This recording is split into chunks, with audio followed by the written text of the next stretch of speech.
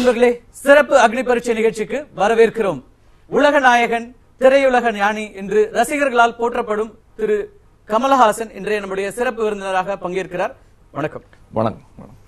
பல நேரங்கள்ல நீங்க சமூக பொறுப்புள்ள கருத்துக்களை சொல்லிட்டே தான் இருக்கீங்க. ஆனா சமீப காலங்கள்ல இந்த 2 மாதத்துல திரு கமலஹாசன் அவருடைய ட்விட்டர் பக்கங்கள்ல பகிரப்படுகின்ற கருத்துக்கள் அப்படிங்கிறது நிறைய பேசப்படுகிறதாக, விவாதிக்கக்கூடியதாக மாறி இருக்கிறது. இந்த கருத்துக்களை அதிகமா சொல்லக்கூடிய சூழல் எங்கிருந்து தொடங்குச்சு?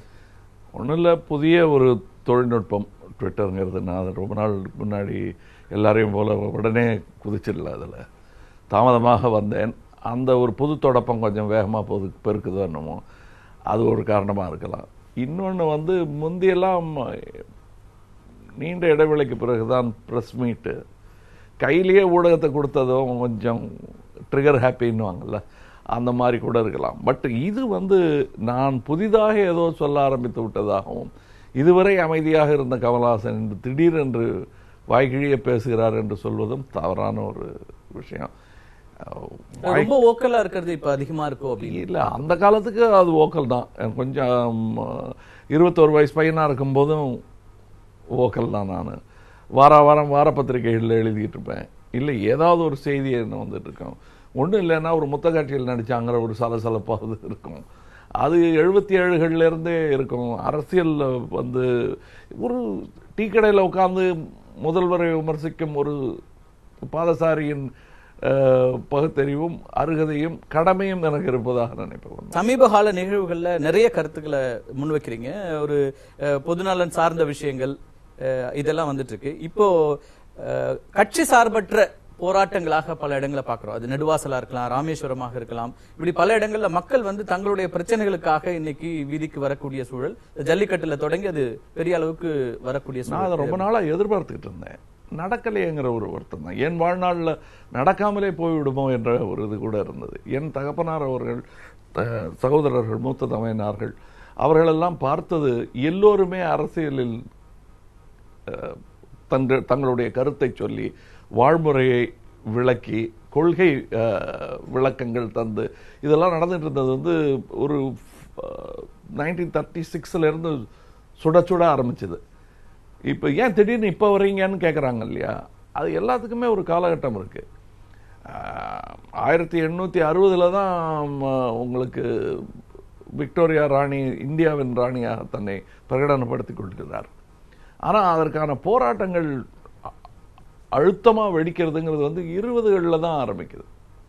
அப்போ என்ன பண்ணிட்டு இருந்தீங்க இந்த 40 வருஷம்? என்ன ஏன் சும்மா இருந்தீங்கன்னா அப்படித்தான் இருக்கும். தவறுகள் நேர அதோட கொந்தளிப்பு அதிகமாகும். இப்போ ஒரு கொந்தளிப்பான ஒரு சூழல், அதுக்கான தேவை இருக்கு அப்படின்னு நினைக்கிறீங்க? அல்லது ரொம்ப நாளுக்கு முன்னாடியே இருந்துச்சுங்க, அது செய்யலை. நான் இன்னொன்று என்னை பற்றி பேசுகிறேன். நான் அரசியல்வாதிகளை பற்றி பேசுறது ரொம்ப சுலபம். ஏன்னா அது கண்காணாத ஒரு உருவங்கிற ஒரு ஃபீலிங் இருக்கு. நிந்தாஸ்துதி மாதிரி அது யார் வேணா செய்யலாம். நான் என்னை பற்றி சொல்லிக்கும் பொழுது அடுத்த தலைமுறை நடிகர்கள் எங்களை போட்டு மிதிச்சு துவம்சம் பண்ற நடிகர்கள் இன்னும் வரலையான்னு வருத்தப்படுறோம். நாங்கள்லாம் பயந்து நடுங்கணும். ஒரு மெத்தனமாக நாங்கள் செய்வது, நாங்கள் ஏதோ பெரிய சக்கரவர்த்திகள் மாதிரி எங்களுக்குள்ள ஒரு மன உணர்வை கொடுக்கும் நிலைமையே மோசம்னு நினைக்கிறேன் நான். ஏன்னா நான் உண்மையில் என்னுடைய தகுதியாக நான் நினைத்து கொண்டிருப்பது சினிமா ரசிகன் என்பதைத்தான். சினிமா கலைஞன் என்பதே அதிலிருந்து பிறந்தது தான். அந்த மாதிரி தான் இப்போ நான் பேசுகிற அரசியல் இருக்கு இல்லையா, நான் குடிமகன் என்பதுதான் என்னுடைய முதல் தகுதி. அது நல்லபடி செஞ்சுருக்கேனான்னு பார்க்கணும். இப்போ நம்ம அரசியல்வாதியை திட்டுறதுங்கிறதும் இல்லை ஊருக்குள்ளே வர முடியாமல் செய்யறதுங்கிறதெல்லாம் ரொம்ப சாதாரணமாக கூட்டத்தோடு சேர்ந்து ஒரு மாபோக்ரஸி. அது டெமோக்ரஸி அல்ல.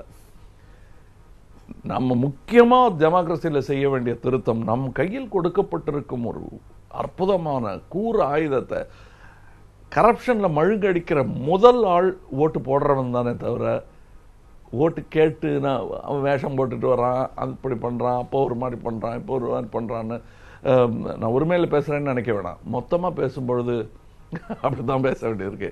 என்னையும் ஒரு நடிகன் அப்படின்னு சொல்கிற மாதிரி நினச்சிக்க வேண்டியதான்.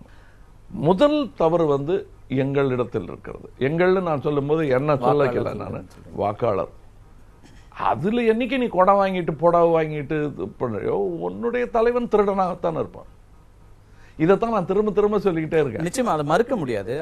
அதே சமயத்துல வாக்காளர்கள் ஒரு சாமானியர்களுக்கான எக்ஸ்போஷர் லெவல் ரொம்ப குறைச்சலா தான் இருக்கும். அவங்களை இன்ஃபுளுன்ஸ் பண்ற அல்லது அவங்களை கரப்ட் பண்ற ஒரு டீசென்ட்ரலைஸ்ட் கரப்ஷன், ஒரு மையப்படுத்தப்பட்ட ஒரு ஊழலாக சிஸ்டம் மாறிட்டு இருக்குன்னா அது தடுக்க வேண்டியது மேல இருக்கிறவங்களுடைய தானே. சாமானியர்கள் அந்த பொறுப்பு அற்ற ஒரு நிலை எதுக்கு வந்ததுன்னா, இது ஒரு ப்ரொஃபஷனாக மாறிவிட்டது, ஒரு கடமையாக இல்லாமல். நீங்க என்ன பண்ற, கிரிக்கெட் விளையாடுறதுன்றது ஒரு விளையாட்டா இருந்தது இன்னைக்கு ப்ரொஃபஷனா மாறிடுச்சு. எத்தனை கோடிகள்னு பேசுற அளவுக்கு வந்துருச்சு. அந்த மாதிரிதான் ப்ரொஃபஷனா மாறின அன்னைக்கே காலி இது. இப்ப நான் அதனாலதான் எனக்கு தலைவர்கள் யாரும் கிடையாதுங்க, ஹீரோஸ் இருக்காங்க. காந்தியார் மாதிரி, பெரியார் மாதிரி. ஏன் இந்த 2 பேரை மாத்திரம் சொல்லிட்டு இருக்கீங்கன்னா, எலக்டோரல் பாலிடிக்ஸ்ல கிடையாதுங்க. தேர்தல் அரசியல் இல்லாம இயங்க முடியாதுல்ல. இயங்க முடியாது சரி, இயங்க முடியாது சரி. ஆனா அந்த கருத்து குவிப்பு செய்பவர்கள் இப்படிப்பட்டவங்க தான் இருக்கணும். ஏன்னா இவங்க தனக்கு ஏத்த மாதிரி பண்ணிக்கிறாங்க. இன்னும் சொல்ல போனா சம்பளம் முதற்கொண்டு நிர்ணயம் பண்றது வாக்காளர் இல்ல, அவங்களே நிர்ணயம் பண்ணிக்கிறாங்க. அவங்களுடைய பர்க்ஸ் எல்லாம் அவங்களே முடிவு பண்ணிக்கிறாங்க. கால அவதி முடிந்த பிறகு கூட அதை அனுபவிக்கிறாங்க. எக்ஸ் எம்எல்ஏன்னு ஒரு பதவியே கிடையாது. அதை நான் பார்த்துருக்கேன், பல எங்க ஊர்லாம் கார்டு அடிச்சு காட்டுவாங்க. அந்த மாதிரிலாம் ஒரு முறை பொறுப்புக்கு வந்துட்டாலே அது முன்னாள் அமைச்சர், முன்னாள் சட்டமன்ற உறுப்பினர், அது ஒரு அது இல்ல. நான்லாம் கண் கூட பார்த்திருக்கேன். இது இயலாத காரியம். இப்ப ஏதோ புரியாம பேசுறாரு, அரசியல் சூழல் புரியாம பேசுறாருன்னு சொல்லலாம். நான் பார்த்திருக்கேன். இந்த வீட்டுக்கு இப்ப நம்ம உட்காந்து பேசிட்டு இருக்கிற இந்த இடத்துக்கு திரு கக்கன் அவர்கள் ரிக்ஷால வர்றதை நான் பார்த்திருக்கேன். முன்னாள் அமைச்சராக அவருடைய சொத்து அந்த ரிக்ஷா கூட இருக்கலாம். அது கூட அவர் சொந்த ரிக்ஷாவா இல்ல விலைக்கு வாங்கினதா எனக்கு தெரியாது. எங்க அப்பா வீட்டுக்குள்ள உட்காந்து ஐயோ வந்துட்டாரான்னு எந்திரிச்சு ஓடுவார். அந்த மரியாதை தான் இருந்தது. அந்த மாதிரி எக்ஸ் மந்திரிகள் ஏன் இருக்கக்கூடாதுன்னு ஒரு சின்ன ஒரு ஆதங்கம் எனக்கு உண்டு. அது மாத்திரம் இல்ல, பக்கத்து ஸ்டேட்லாம் முருங்கா வாங்க போற முதலமைச்சர்லாம் நம்ம பார்க்க முடியுது. ஒரு எளிமையான அணுகுமுறை தேவைப்படுது அப்படிங்கிற அந்த ஆர்குமெண்ட்டை நான் அக்செப்ட் பண்ணிக்கிறேன். இப்ப கக்கன் தான் நம்ம கடைசியா உதாரணத்துக்கு காமிக்க வேண்டிய ஒரு சூழல்ல தமிழ்நாட்டில் அப்படி இல்லை, நிறைய பேர் இருந்திருக்காங்க. புரியுங்கிறதுக்காக நான் அந்த பேர் சொல்றேன். நிறைய பேர் எனக்கு தெரிஞ்சு அணுகக்கூடிய இதுல இருந்திருக்காங்க. இன்னும் உண்மையை சொல்ல போனா, நான் வர வர வர வரதான் முதல்வர்களை அணுகுவதுங்கிறது முடியாத காரியமா போயிடுச்சு. முந்தையெல்லாம் நான் காமராஜர் போய் பார்த்துருக்கேன் சின்ன பையனா இருக்கும்போது. பிற்பாடு ஒரு இளைஞனாக நான் எப்போ வேணா எம்ஜிஆரை போய் பார்க்கலாம், எப்போ வேணா போய் பார்க்கலாம்.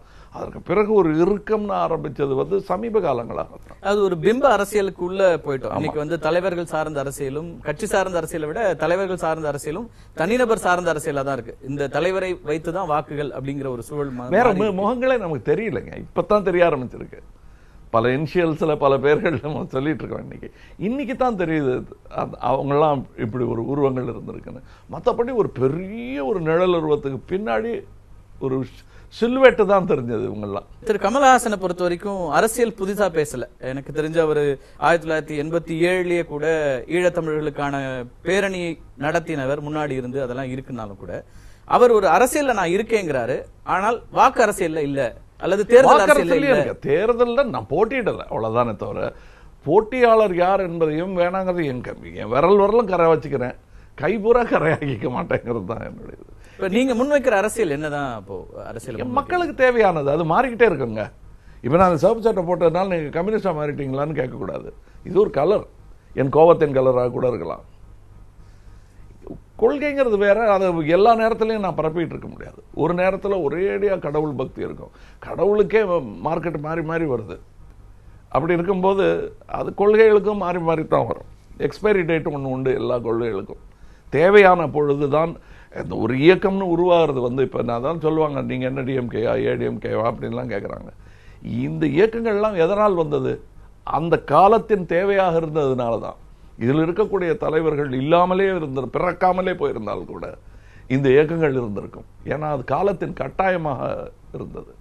அப்போ எனக்கு அது தேவையா இருந்தது. அதை நம்ம திருத்தி அமைக்கக்கூடிய ஒரு, எப்படி நம்ம மனு தர்ம சாஸ்திரத்தை தூக்கி போட்டுட்டு இன்னைக்கு ஐபிசி வச்சிருக்கோமோ அந்த மாதிரி மாறணும். அந்த அரசியல் தான் என்னுடையது. 50 ஆண்டுகளை திராவிட ஆட்சிகள் இன்னைக்கு நிறைவு செய்திருக்கிறாங்க. 1967 பேரறிஞர் அண்ணா முதலமைச்சர் ஆன பிறகு இன்னைக்கு 50 ஆண்டுகள்.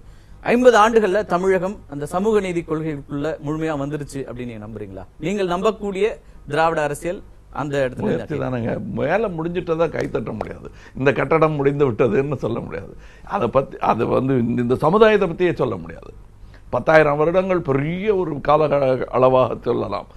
உங்களுக்கு ஆந்த்ரோபாலஜிஸ்டும் ஆர்கியாலஜிஸ்டும் வந்து இது பெரிய காலகட்டம், இது எவ்வளோ 10,000 வருஷம், நீ இருக்க போகிறது 50 வருஷம் 60 வருஷம், இது கணக்கு போட்டு பாருன்னு சொன்னால் ஒரு நீண்ட ஒரு கடல் மாதிரி தெரியும். ஆனால் மொத்தமாக உலகம் இருந்த நேரத்தை பார்க்கும்போது நுனி கூட கிடையாது.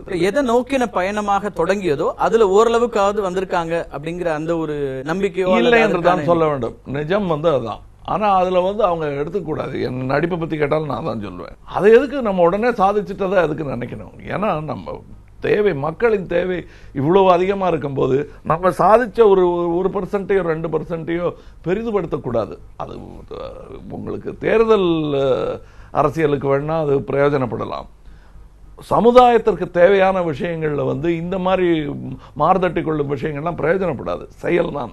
ஏன் இந்த கேள்வி கேட்கிறேன்னா, இப்போ சமீப காலங்கள்ல இந்த 2 ஆண்டுகள்ல பெரிய அளவிற்கு பரப்புரைகள்ல சொல்லப்படுறது, திராவிட ஆட்சிகளால தான் தமிழகம் பின்னோக்கி போயிடுச்சு, தமிழகத்துல இனிமே திராவிட கட்சிகளுடைய ஆட்சிகளுக்கு வாய்ப்பு இல்ல அப்படின்லாம் வந்து இப்போ பாரதிய ஜனதா கட்சியினுடைய தலைவர்களோ மற்ற தலைவர்களோ தமிழ் தேசிய பேசுறவங்களோ எல்லாரும் சொல்ல அரசியல். மனிதம் பேசினா தோல் நிறங்கள் மாற்றம் இருக்கிற வரையிலும் அது ஒரு விதமான அரசியல் இருக்கத்தான் செய்யும். அதை வந்து நம்ம வர்ண அரசியலாக நினைத்துக் கொள்ளக்கூடாது. அது ஒழிந்தே ஆக வேண்டும். அதற்கான போராட்டம் முக்கியமா அதை பேசுவோமே. இப்ப நீங்க நான் என்னுடைய கொள்கை என்னன்னு கேக்குறீங்கல்ல, ஒண்ணும் இல்லை, இந்த ஜாதிங்கிறது கொஞ்சம் எடுத்துருங்க. ஏழை பணக்காரனே போதுமான விஷயங்க. அது அதுல ஏற்படக்கூடிய அநியாயங்களே அதிகமாக இருக்கிறது. இதுல இன்னும் 4ஆ பிரிச்சுக்கிட்டு அதுல 5ஆ பிரிச்சுக்கிட்டு முடிஞ்சா 6ஆவதுக்கு ட்ரை பண்ணிட்டு இருக்கோம்ல. அந்த மாதிரி ஒரு அசிங்கம். பாரதியார் பாட்டு பாடின பாப்பாக்கள் எல்லாம் தாத்தாவாய் செத்து போயிட்டாங்க. இன்னைக்கும் நம்ம எல்லாரும் ஜாதிகள் இல்லாத மாதிரி நடிச்சுக்கிட்டு தான் இருக்கோமே தவிர அதை ஒண்ணுமே பண்ண முடியல. எந்த அரசியல்வாதியும் ஓட்டு, அதனாலதான் எனக்கு இந்த எலக்டோரல் பாலிடிக்ஸ்ல ஒரு போலித்தனம் இருப்பதற்கு காரணம் ஜாதி இல்லாமல் நடக்கவே நடக்காதுங்க. இன்னும் சொல்ல போனா எனக்கு ஒரு பெரிய ஒரு கரப்ஷன் இல்லாம கூட நடக்காதுன்னு பயமா இருக்கு. கரப்ஷன்ல கொலையும் வரும். அது இல்லாம எலெக்ஷன் கமிஷன் சொல்றாங்க தமிழ்நாடு தான் மோஸ்ட் எக்ஸ்பென்சிவ் ஸ்டேட் எலெக்ஷனை பொறுத்த வரைக்கும், தேர்தலை பொறுத்த வரைக்கும் அவ்வளவு தூரம் செலவழிக்கக்கூடிய மாநிலமாக இது மாறி இருக்கிறது. செலவுன்னா எதை சொல்றாங்க? செலவுன்னு எனக்கு அதைத்தான் நம்ம வருவோம். அடிநாதத்துக்கு வந்துட்டீங்க நீங்க. நம்ம முதல்ல ஆரம்பிச்ச இதுக்கு வட்டம் சுத்தி வந்துட்டோம். அவங்க இந்த செலவுங்கிறது எங்க போகுதுங்க? செலவு பந்தல் நடுறதுலயும் கொடி நடுறதுலயும் செலவு பெருசாயிடாது. பணப்பட்டுவாடால தான் செலவு ஜாஸ்தி. அந்த பட்டுவாடா எங்கு செய்யப்படுகிறது? எல்லாமே எம்எல்ஏ எம்பிஸ்க்கும் போறது கிடையாது. ஓட்டு ஆமா, வாக்குகளுக்கு இன்னைக்கு வந்து விலை கொடுக்கிறது அப்படிங்கிறது போயிருச்சு. ஒவ்வொரு விலை இருக்கிறது அப்படிங்கிறது வந்து விலை பேசிட்டீங்கல்ல, அப்ப வருஷம் பூரா சும்மா இருக்கணும். அந்த அந்த டேர்ம் பூரா சும்மா இருக்கணும். ஏன்னா வித்தது தானே, அது காசு வாங்கிட்டு இல்ல, அப்ப உட்காந்து அந்த வேலையை செய்யுங்கிறாங்க. அவ்வளவுதான். அந்த இடத்துலதான் இப்போ எங்களை போன்ற ஊடகங்களுடைய பொறுப்போ உங்களை போன்ற சமூக பொறுப்பு அதிகமா இல்ல ஆர்வம் இருக்கிற ஒருத்தருடைய பொறுப்பாகவும் நான் பாக்குறதுல, சாமானியர்கள் நிச்சயமா வந்து வாங்கியிருக்காங்க. அது பெரிய தவறு தான். அதற்கு பிறகு 5 ஆண்டுகளுக்கு கேள்வி கேட்க முடியல. போன இடத்துல கவுன்சில்ல தொடங்கி சாமானியர்கள் சொல்லும் போது நீங்க எங்கேயோ ஒரு குடிசையில இருக்கிற ஒரு ஏழைய நினைக்கிறோம். நம்ம ஒவ்வொரு கட்டத்திலையும் இருக்குங்க. டிடிஆருக்கு 10 ரூபா ஜாஸ்தி கொடுத்தா டிக்கெட் வாங்கிடலாம்னு நினைக்கிறவனும் கரப்ட் ஆளுதான். சினிமாக்கு கியூல நிக்க சோம்பிக்கிட்டு பிளாக்ல வாங்குறான்னு யோசிக்கிறவனும் கரப்ட் ஆளுதான். அவனுடைய அந்த படிகள்ல ஏறிதான் நீங்க கடைசியில ஓட்டுக்கும் காசு வாங்க போறீங்க. என்ன பெருசா ஒரு கனவு காண்ற மாதிரி எல்லாரும் அப்படியே சன்னியாசி ஆயிடணுமாங்க. எனக்கு அந்த கேள்வி இருக்கு. இப்போ ரியாலிட்டியில நம்ம இருக்கோமா அப்படிங்கிற ரியாலிட்டியில இருக்க முடியுங்க. நான் இருக்கேங்க. நான் வந்து இன்னைக்கு சொல்றேங்க, நான் சினிமால எல்லா நேரமும் சினிமால இருக்கேன், குழந்தையில இருந்து இருக்கேங்கிறதெல்லாம் சும்மா. ஒரு 15 வருஷம் ஊரு தெரியாம இந்த வனவாசம்னு சொல்லுவாங்கல்ல, என்னை யாருனே அடையாளம் தெரியாது. நான் தான் களத்தூர் கணவன் நடிச்சேன்னு சொன்னா அப்படின்னா அப்படிம்பாங்க. ஏன்னா களத்தூர் கணவ மறந்து போன ஒரு காலகட்டத்தில் பஸ் எல்லாம் போயிட்டு இருந்தேன், நடந்து போயிட்டு இருந்தேன். ஒரு ஸ்டாப்பு முன்னாடி இறங்கிட்டேன்னா ஒரு ஐஸ் குச்சி வாங்கி சாப்பிடலாங்கிற பையனா கூட இருந்திருக்கேன் நான். ஸோ என்னுடைய வாழ்க்கையில் நான் வந்து பிளாக் சினிமா டிக்கெட் வாங்கினதே கிடையாதுங்க. லாட்டரி சீட்டு வாங்கினதே கிடையாது. அப்ப நீங்க சினிமா எடுக்கிறீங்களேன்னா அது வியாபாரம். மத்தவங்களுக்கு சூது மாதிரி தெரியல. இது எல்லாமே இருக்கு. இப்போ முடியுங்கிறேன் நான். இயலாம நீங்க அதான் பிராக்டிக்கலா இம்பாசிபிள்னு சொல்றத இம்பாசிபிள்னு சொல்ல நிச்சயமா செய்யணும். ஆனால் அதெல்லாம் நடைமுறையில ஒவ்வொரு நாளுமே வந்து இன்னைக்கு ஒட்டுமொத்தமா மாறின ஒரு சொசைட்டியா அதை பார்க்க வேண்டி இருக்கிறது. சில இடங்கள்ல அவங்க வந்து இதுக்காக போராட வேண்டியிருக்கு. சின்ன சின்ன விஷயங்கள் அது கூட்டமா வாங்க நம்ம எல்லாரும் செய்யலாம்னு சொல்றதுல அர்த்தம் கிடையாதுங்க. முதல் ஆளா individual satyagraha become the change you are shouting for. உன்னால முடியுமா? என்னால முடிஞ்சதை தான் நான் கேட்கறேன். உங்களை டாக்ஸ் கட்டுங்கன்னு நான் சொல்லும்போது நான் கட்டாம ஒழிச்சிட்டு உங்களை மாத்திரம் கட்ட சொல்லல. So it is possible. இது ஒரு தனிப்பட்ட திரு கமல்ஹாசனால முடியுது. ஏன்னா அவர் ஒரு பர்சனாலிட்டி. ஆனா ஆளுமை இருக்கிற ஒருத்தர். அதான் நான் ஸ்கூல் காலத்துல இருந்து ஐஸ்குச்சி காலத்துல இருந்து ஆரம்பிச்சதுக்கு காரணமே அதுதான். ஏன்னா முடியும், அதாவது கக்கன அடையாளம் சொன்னோம், அந்த மாதிரி எத்தனையோ பேர் இருக்காங்க. நான் நடைமுறையில கேட்கறது, இன்னைக்கு ரேஷன் கார்டுல ஒரு பிரச்சனை இருக்கு, எனக்கு ரேஷன் பொருள் கிடைக்கலன்னு ஒருத்தர் வந்து அங்க தொடங்குறாருன்னா அவர் தனியா ஐசோலேட் ஆக வேண்டிய ஒரு பிரச்சனை இருக்கு. அவருக்கான பிரச்சனைகளுக்கு போராடுறதுல தொடங்கி ஏதோ ஒரு கட்டத்துல தான் அவங்க வந்து சரி நமக்கு வந்து வேற வழியே இல்ல அப்படின்றதுக்குள்ள தள்ளப்படுற ஒரு இதையும் பார்க்க வேண்டியிருக்கு. நம்ம அப்போ வந்து எல்லோரும் இணைந்து இப்ப நெடுவாசல் எடுத்துக்கோம். தனிப்பட்ட ஒரு விவசாயியா அவர் நின்ன வரைக்கும் அவரால் எதுவுமே செய்ய முடியல. சுப்பிரமணியன் அதுக்காக அந்த குரலாகத்தான் நான் வந்திருக்கேன். இப்ப நீங்க சொல்றீங்க இல்லையா, அது குரலே கொடுக்கலன்னா நான் நடிகன், நான் கலைஞன், நான் சித்தன்ன வாசல்ல உட்காந்துக்கிட்டு ஓவியம் வரைவேன், பாக்கி நேரம் போற ஆதிநாதரை கும்பிட்டு கொண்டிருப்பேன்னு சொல்ல முடியாது. என்னுடைய நிகழ் அரசியல்ல ஏற்படும் அநியாயத்தை சர்வாதிகாரத்துக்கு எதிராக குரல் கொடுக்க வேண்டும். ஒன்று இல்லைன்னா பசுமாடு அடிக்கலைன்னாலும் நானாவது போய் அந்த ஆராய்ச்சி மணியை அடிச்சே ஆக வேண்டும். அதைத்தான் நான் செஞ்சுட்டு. நிச்சயம் அது வரவேற்கப்பட வேண்டியதா இருக்கு. நிறைய பேர் அதை வந்து அப்ரிஷியேட் பண்றாங்க. உங்களுடைய பல கருத்து அவ்வளவு செஞ்சாலே போதுமான அந்த ஒலிகள் வந்துட்டு இருந்தாலே முதல் அடியா அதான் முழுமையாயிடாது. அதாவது சில பேர் பத்திரிகைகளுக்கு எடிட்டோரியல் எழுதி போட்டுட்டாலே ப்ராப்ளம் சால்வ்னு நினைப்பாங்க. அது வந்து மணி அடிக்கப்பட்டிருக்கிறது, இன்னும் அந்த வழக்கு எடுத்து தீர்ப்பு சொல்லப்படவில்லை என்பதுதான் நிஜம். இப்ப இது வந்து ஃபர்ஸ்ட் ஸ்டெப் தாங்க. இது எப்படி பிளேக் வந்ததற்கு பிறகு யூரோப்பில் ஒரு விதமான ஒரு பொதுநல ஆர்வம் வர ஆரம்பித்ததோ, வாழ்க்கை எவ்வளவு நிலையாமை என்பதை புரிந்து கொண்டு எல்லாரும் சோசியல் சர்வீஸ்ல ஈடுபட ஆரம்பிச்சாங்களோ, அந்த மாதிரி ஒரு நிலைமை வந்துகிட்டு இருக்கிறதா நினைக்கிறேன். இப்ப சமீபத்தில் உங்களுடைய கருத்துக்கள் நேரடியா இந்த அரசியல் சூழல்ல நீங்க சொன்னது, சட்டமன்ற உறுப்பினர்கள் உங்க தொகுதிக்கு வரும்போது அவர்களை வரவேற்க நீங்க எப்படி வரவேற்பு கொடுக்கணுமோ அப்படி கொடுங்க. எங்க இருந்து அந்த கோபம் வெளிப்படுது? என்ன தவறு நடந்தது அப்படின்னு பேசல, அதைத்தான் நம்ம பேசிட்டோம். இதை மறுபடியும் அதையே பேச வேண்டாம். அந்த ஏழ்மையை வெகு வெகு சுலபமாக தவிர்க்க முடியும் என்பதை வந்து உலக எக்கனாமிக்ஸ் எல்லாம் சொல்லிட்டு இருக்காங்க. ஆனா செய்யவே இல்லை. மேலும் மேலும் நம்ம ட்ரம்ப் மாதிரி ஒரு ஆளை தூக்கி பிடிச்சிக்கிட்டு நல்ல தைரியமா பேசுறாயா அப்படின்னு சொல்றோம். சபடால் பேச்சு வந்து ரவுடிகள் செய்யக்கூடிய ஒரு விஷயம். அமைதியா பேசி எதிர்கொண்டு விமர்சனங்களை எதிர்கொண்டு என்ன செய்யணும் சொல்லுங்கன்னு கேட்கிறவங்க தான் பொறுப்புள்ளவர்கள். வலிக்குதான் கேட்கிறா தாய் தான் நல்ல தாய். அந்த இடத்துல கேட்கிற சாமானியர்கள் விட்டுருவோம். இன்னொரு பக்கம் நீங்க சொன்னீங்க பொது தேர்தலை நோக்கி போகணும். இப்போ வந்து ஒரு தேர்தல் தேவைப்படுது தமிழ்நாட்டை பொறுத்த வரைக்கும் அப்படின்னு. இன்னைக்கு இருக்கிற அரசியல் சூழல்கள்ல அடுத்தடுத்து ஆட்சி அதிகாரத்துல இருக்கிற மாற்றங்கள்ல உங்களுக்கு வந்து ஒரு சலிப்போ அல்லது அந்த மாற்றங்களை ஏற்க முடியாதுங்கிற ஒரு ட்வீட்ஸ் எல்லாம் நாம் பார்க்க முடியுது. இன்னொரு பொது தேர்தலுக்கான அவசியம் எங்க இருந்ததுன்னு நினைக்கிறீங்க? 5 ஆண்டுகள் அவங்க மேண்டேட் கொடுத்திருக்காங்க, 1 வருடம் தான் முடிந்திருக்கிறது. இல்லைங்க, செலவு என் செலவுங்க. அது ஒண்ணு நம்ம செலவு. இப்ப இன்னொரு தேர்தல்னு கேட்கறது வந்து பெருஞ்செலவுங்க. அது நான் சொல்ற செலவு அரசியல்வாதி நோக்கில இருந்து சொல்லு. தேர்தல் கமிஷன் அதுக்காக நம்ம காசு தானே அது. நான் கொடுக்கிற அந்த வரி பணமும் அதுக்கு போகிறது. அது இருந்தாலும் சில வித ஒரு மாதிரி பிள்ளை பிறப்பு சிசேரியனா எடுக்கிறதும் உண்டு. இன்னும் சொல்ல போனா ஒரு பகுதியே நீக்க வேண்டிய கேங்கரின் வந்து இப்ப அந்த கேங்கரினஸ் ஸ்பாட் வந்துட்டதாக நினைக்கிறேன். அது வரல போனாலும் பரவாயில்லன்னு நினைக்கிறேன் நான். அது மக்களும் நினைக்கிறாங்க, நான் மட்டும் நினைக்கல. மக்களோட கருத்துக்களை நீங்க பிரதிபலிக்கிறதாவே வைத்துக் கொண்டாலும் கூட சட்டப்படி ஒரு கான்ஸ்டிடியூஷன்ல 5 இயர்ஸ்க்கு வந்து ஒரு மேண்டேட் இருக்கு. சட்டமன்றத்துல ஒரு பெரும்பான்மை நிரூபிக்கப்பட்டு ஒரு ஆட்சி நடக்கிறதுங்க போது அவங்களுக்கு அந்த 4 ஆண்டுகள் இருக்கிறதுல நீங்க இல்ல உடனடியா ஒரு தேர்தல் போகணும் அப்படிங்கிறதுக்கான என்ன அழுத்தமான காரணங்களை முன்வைக்கிறீங்க? கல்யாணம், காட்சி, ஹெட்மாஸ்டர் ஆஃப் ஸ்கூல் யாருமே பிழை செய்துட்டா அது ஸ்கூல் நடக்கட்டும், இந்த வருஷம் முடிகிறவரெல்லாம் அவரை விட்டு வைக்கலாம்னு சொல்ல மாட்டாங்க. இன்னைக்கு சட்டத்தை பேசுறீங்கன்னா சட்டம் எங்களுக்காக செய்யப்பட்டது தான். அது சில ஒரு குறிப்பிட்ட காலகட்டங்களில் அந்த சட்டத்தை எல்லாம் தூக்கி போட்டுட்டு புதிய நியதிகள், புதிய சட்டங்கள் செய்ய வேண்டி வரும். அது நல்லதா வரணுங்கிறது தான் என்னுடைய ஆசை. ஒரு ஹிட்லரா வந்துடக்கூடாது. இந்த உச்சநீதிமன்றத்துல சொத்து குவிப்பு வழக்குல தீர்ப்பு இப்படி வந்ததுனால இது வேறொரு ஆட்சியில வேறொரு தேர்தலை சந்திக்க வேணும் அப்படின்றீங்களா? அது ஒரு மனிதரை பத்தி சொன்னதா இருந்தா பரவாயில்லைங்க. ஒரு கூட்டமே அதுக்கு உதவி இல்லாம அவங்க செஞ்சிருக்க முடியாதுங்கிறதுக்கான உதாரணங்கள் இருக்கிறது இப்ப இல்லையா? நீங்க சொல்லுங்க. ஒருத்தர் தான் தப்பு அப்படின்னா அதோட அப்புறம் ஏன் அந்த படத்தை வச்சுட்டு சுத்திட்டு இருக்காங்க? அதுதானே எதிர்கட்சிகள் கேட்கிறாங்க. இது எல்லாரும் சேர்ந்து செஞ்சதுதான், இன்க்ளூடிங் த ஓட்டர்ஸ். யாராவது திருந்த வேண்டாமா? So let's start with the voters. இல்ல தொடக்கம் நீங்க திரும்பவும் வாக்காளர்கள்ட்டே நம்ம அப்ப வந்து எளிதா யார் கேட்பாங்களோ அவங்கள்ட்ட நம்ம சொல்றோமா? இங்கதானே தவறு. நீங்க வந்து உறுதியா நம்புறீங்க. இப்ப என்ன பண்ணலாங்கிறீங்க நீங்க? இப்ப இந்த 4 வருஷம் விட்டு வைக்கிறது நல்லதுங்கிறீங்களா? நீங்க நல்லதுன்னா நம்ம என்னன்னு பேசுவோம். அதை பத்தி தான் அந்த புரிதலுக்காக தான் நான் இந்த கேள்வி கேட்கிறேன். எல்லா இடங்களையும் இப்ப வந்து ஒரு ஆட்சி மாற்றத்துல அதிகார மாற்றத்துல இப்ப முதலமைச்சரை மாற்றி இருக்கிறார்கள். நீங்க என்ன சொல்றீங்க? ஏற்கனவே நல்லா செயல்பட்டு இருந்த ஒரு முதலமைச்சரை மாற்ற வேண்டிய அவசியம் என்ன வந்தது? திரு பன்னீர்செல்வம் நல்லா தான் செயல்பட்டு இருந்தாரு.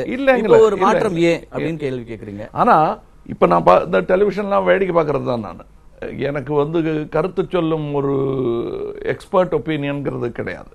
நான் நார்மல் பெடஸ்ட்ரியன் ஒப்பீனியன் தான் சொல்லிட்டு இருக்கேன். இப்ப நான் அந்த டெமோக்ரஸி, பியூட்டி ஆஃப் டெமோக்ரஸின்னு எக்ஸ்பர்ட்ஸ் ஆஃப் டெமோக்ரஸி பேசும்பொழுது எல்லா கரப்ஷனுக்கும் அது அப்படிதான் நடக்கும். டெமோக்ரஸியோட பியூட்டியே தான். இதை அனுபவிச்சுதான் ஆகணும்னு சொல்றது வந்து கிட்டத்தட்ட அது சனாதன சங்கதிகள் உடைபட்ட பாடு இல்லைங்கிற மாதிரி ஒரு ஃபீலிங் வருது. அது இப்ப டெமோக்ரஸிங்கிற பேர்ல போட்டு இருக்கிட்டாங்களா? அது இந்த சங்கிலி உடையணுமா அப்படிங்கிற கேள்விதான்.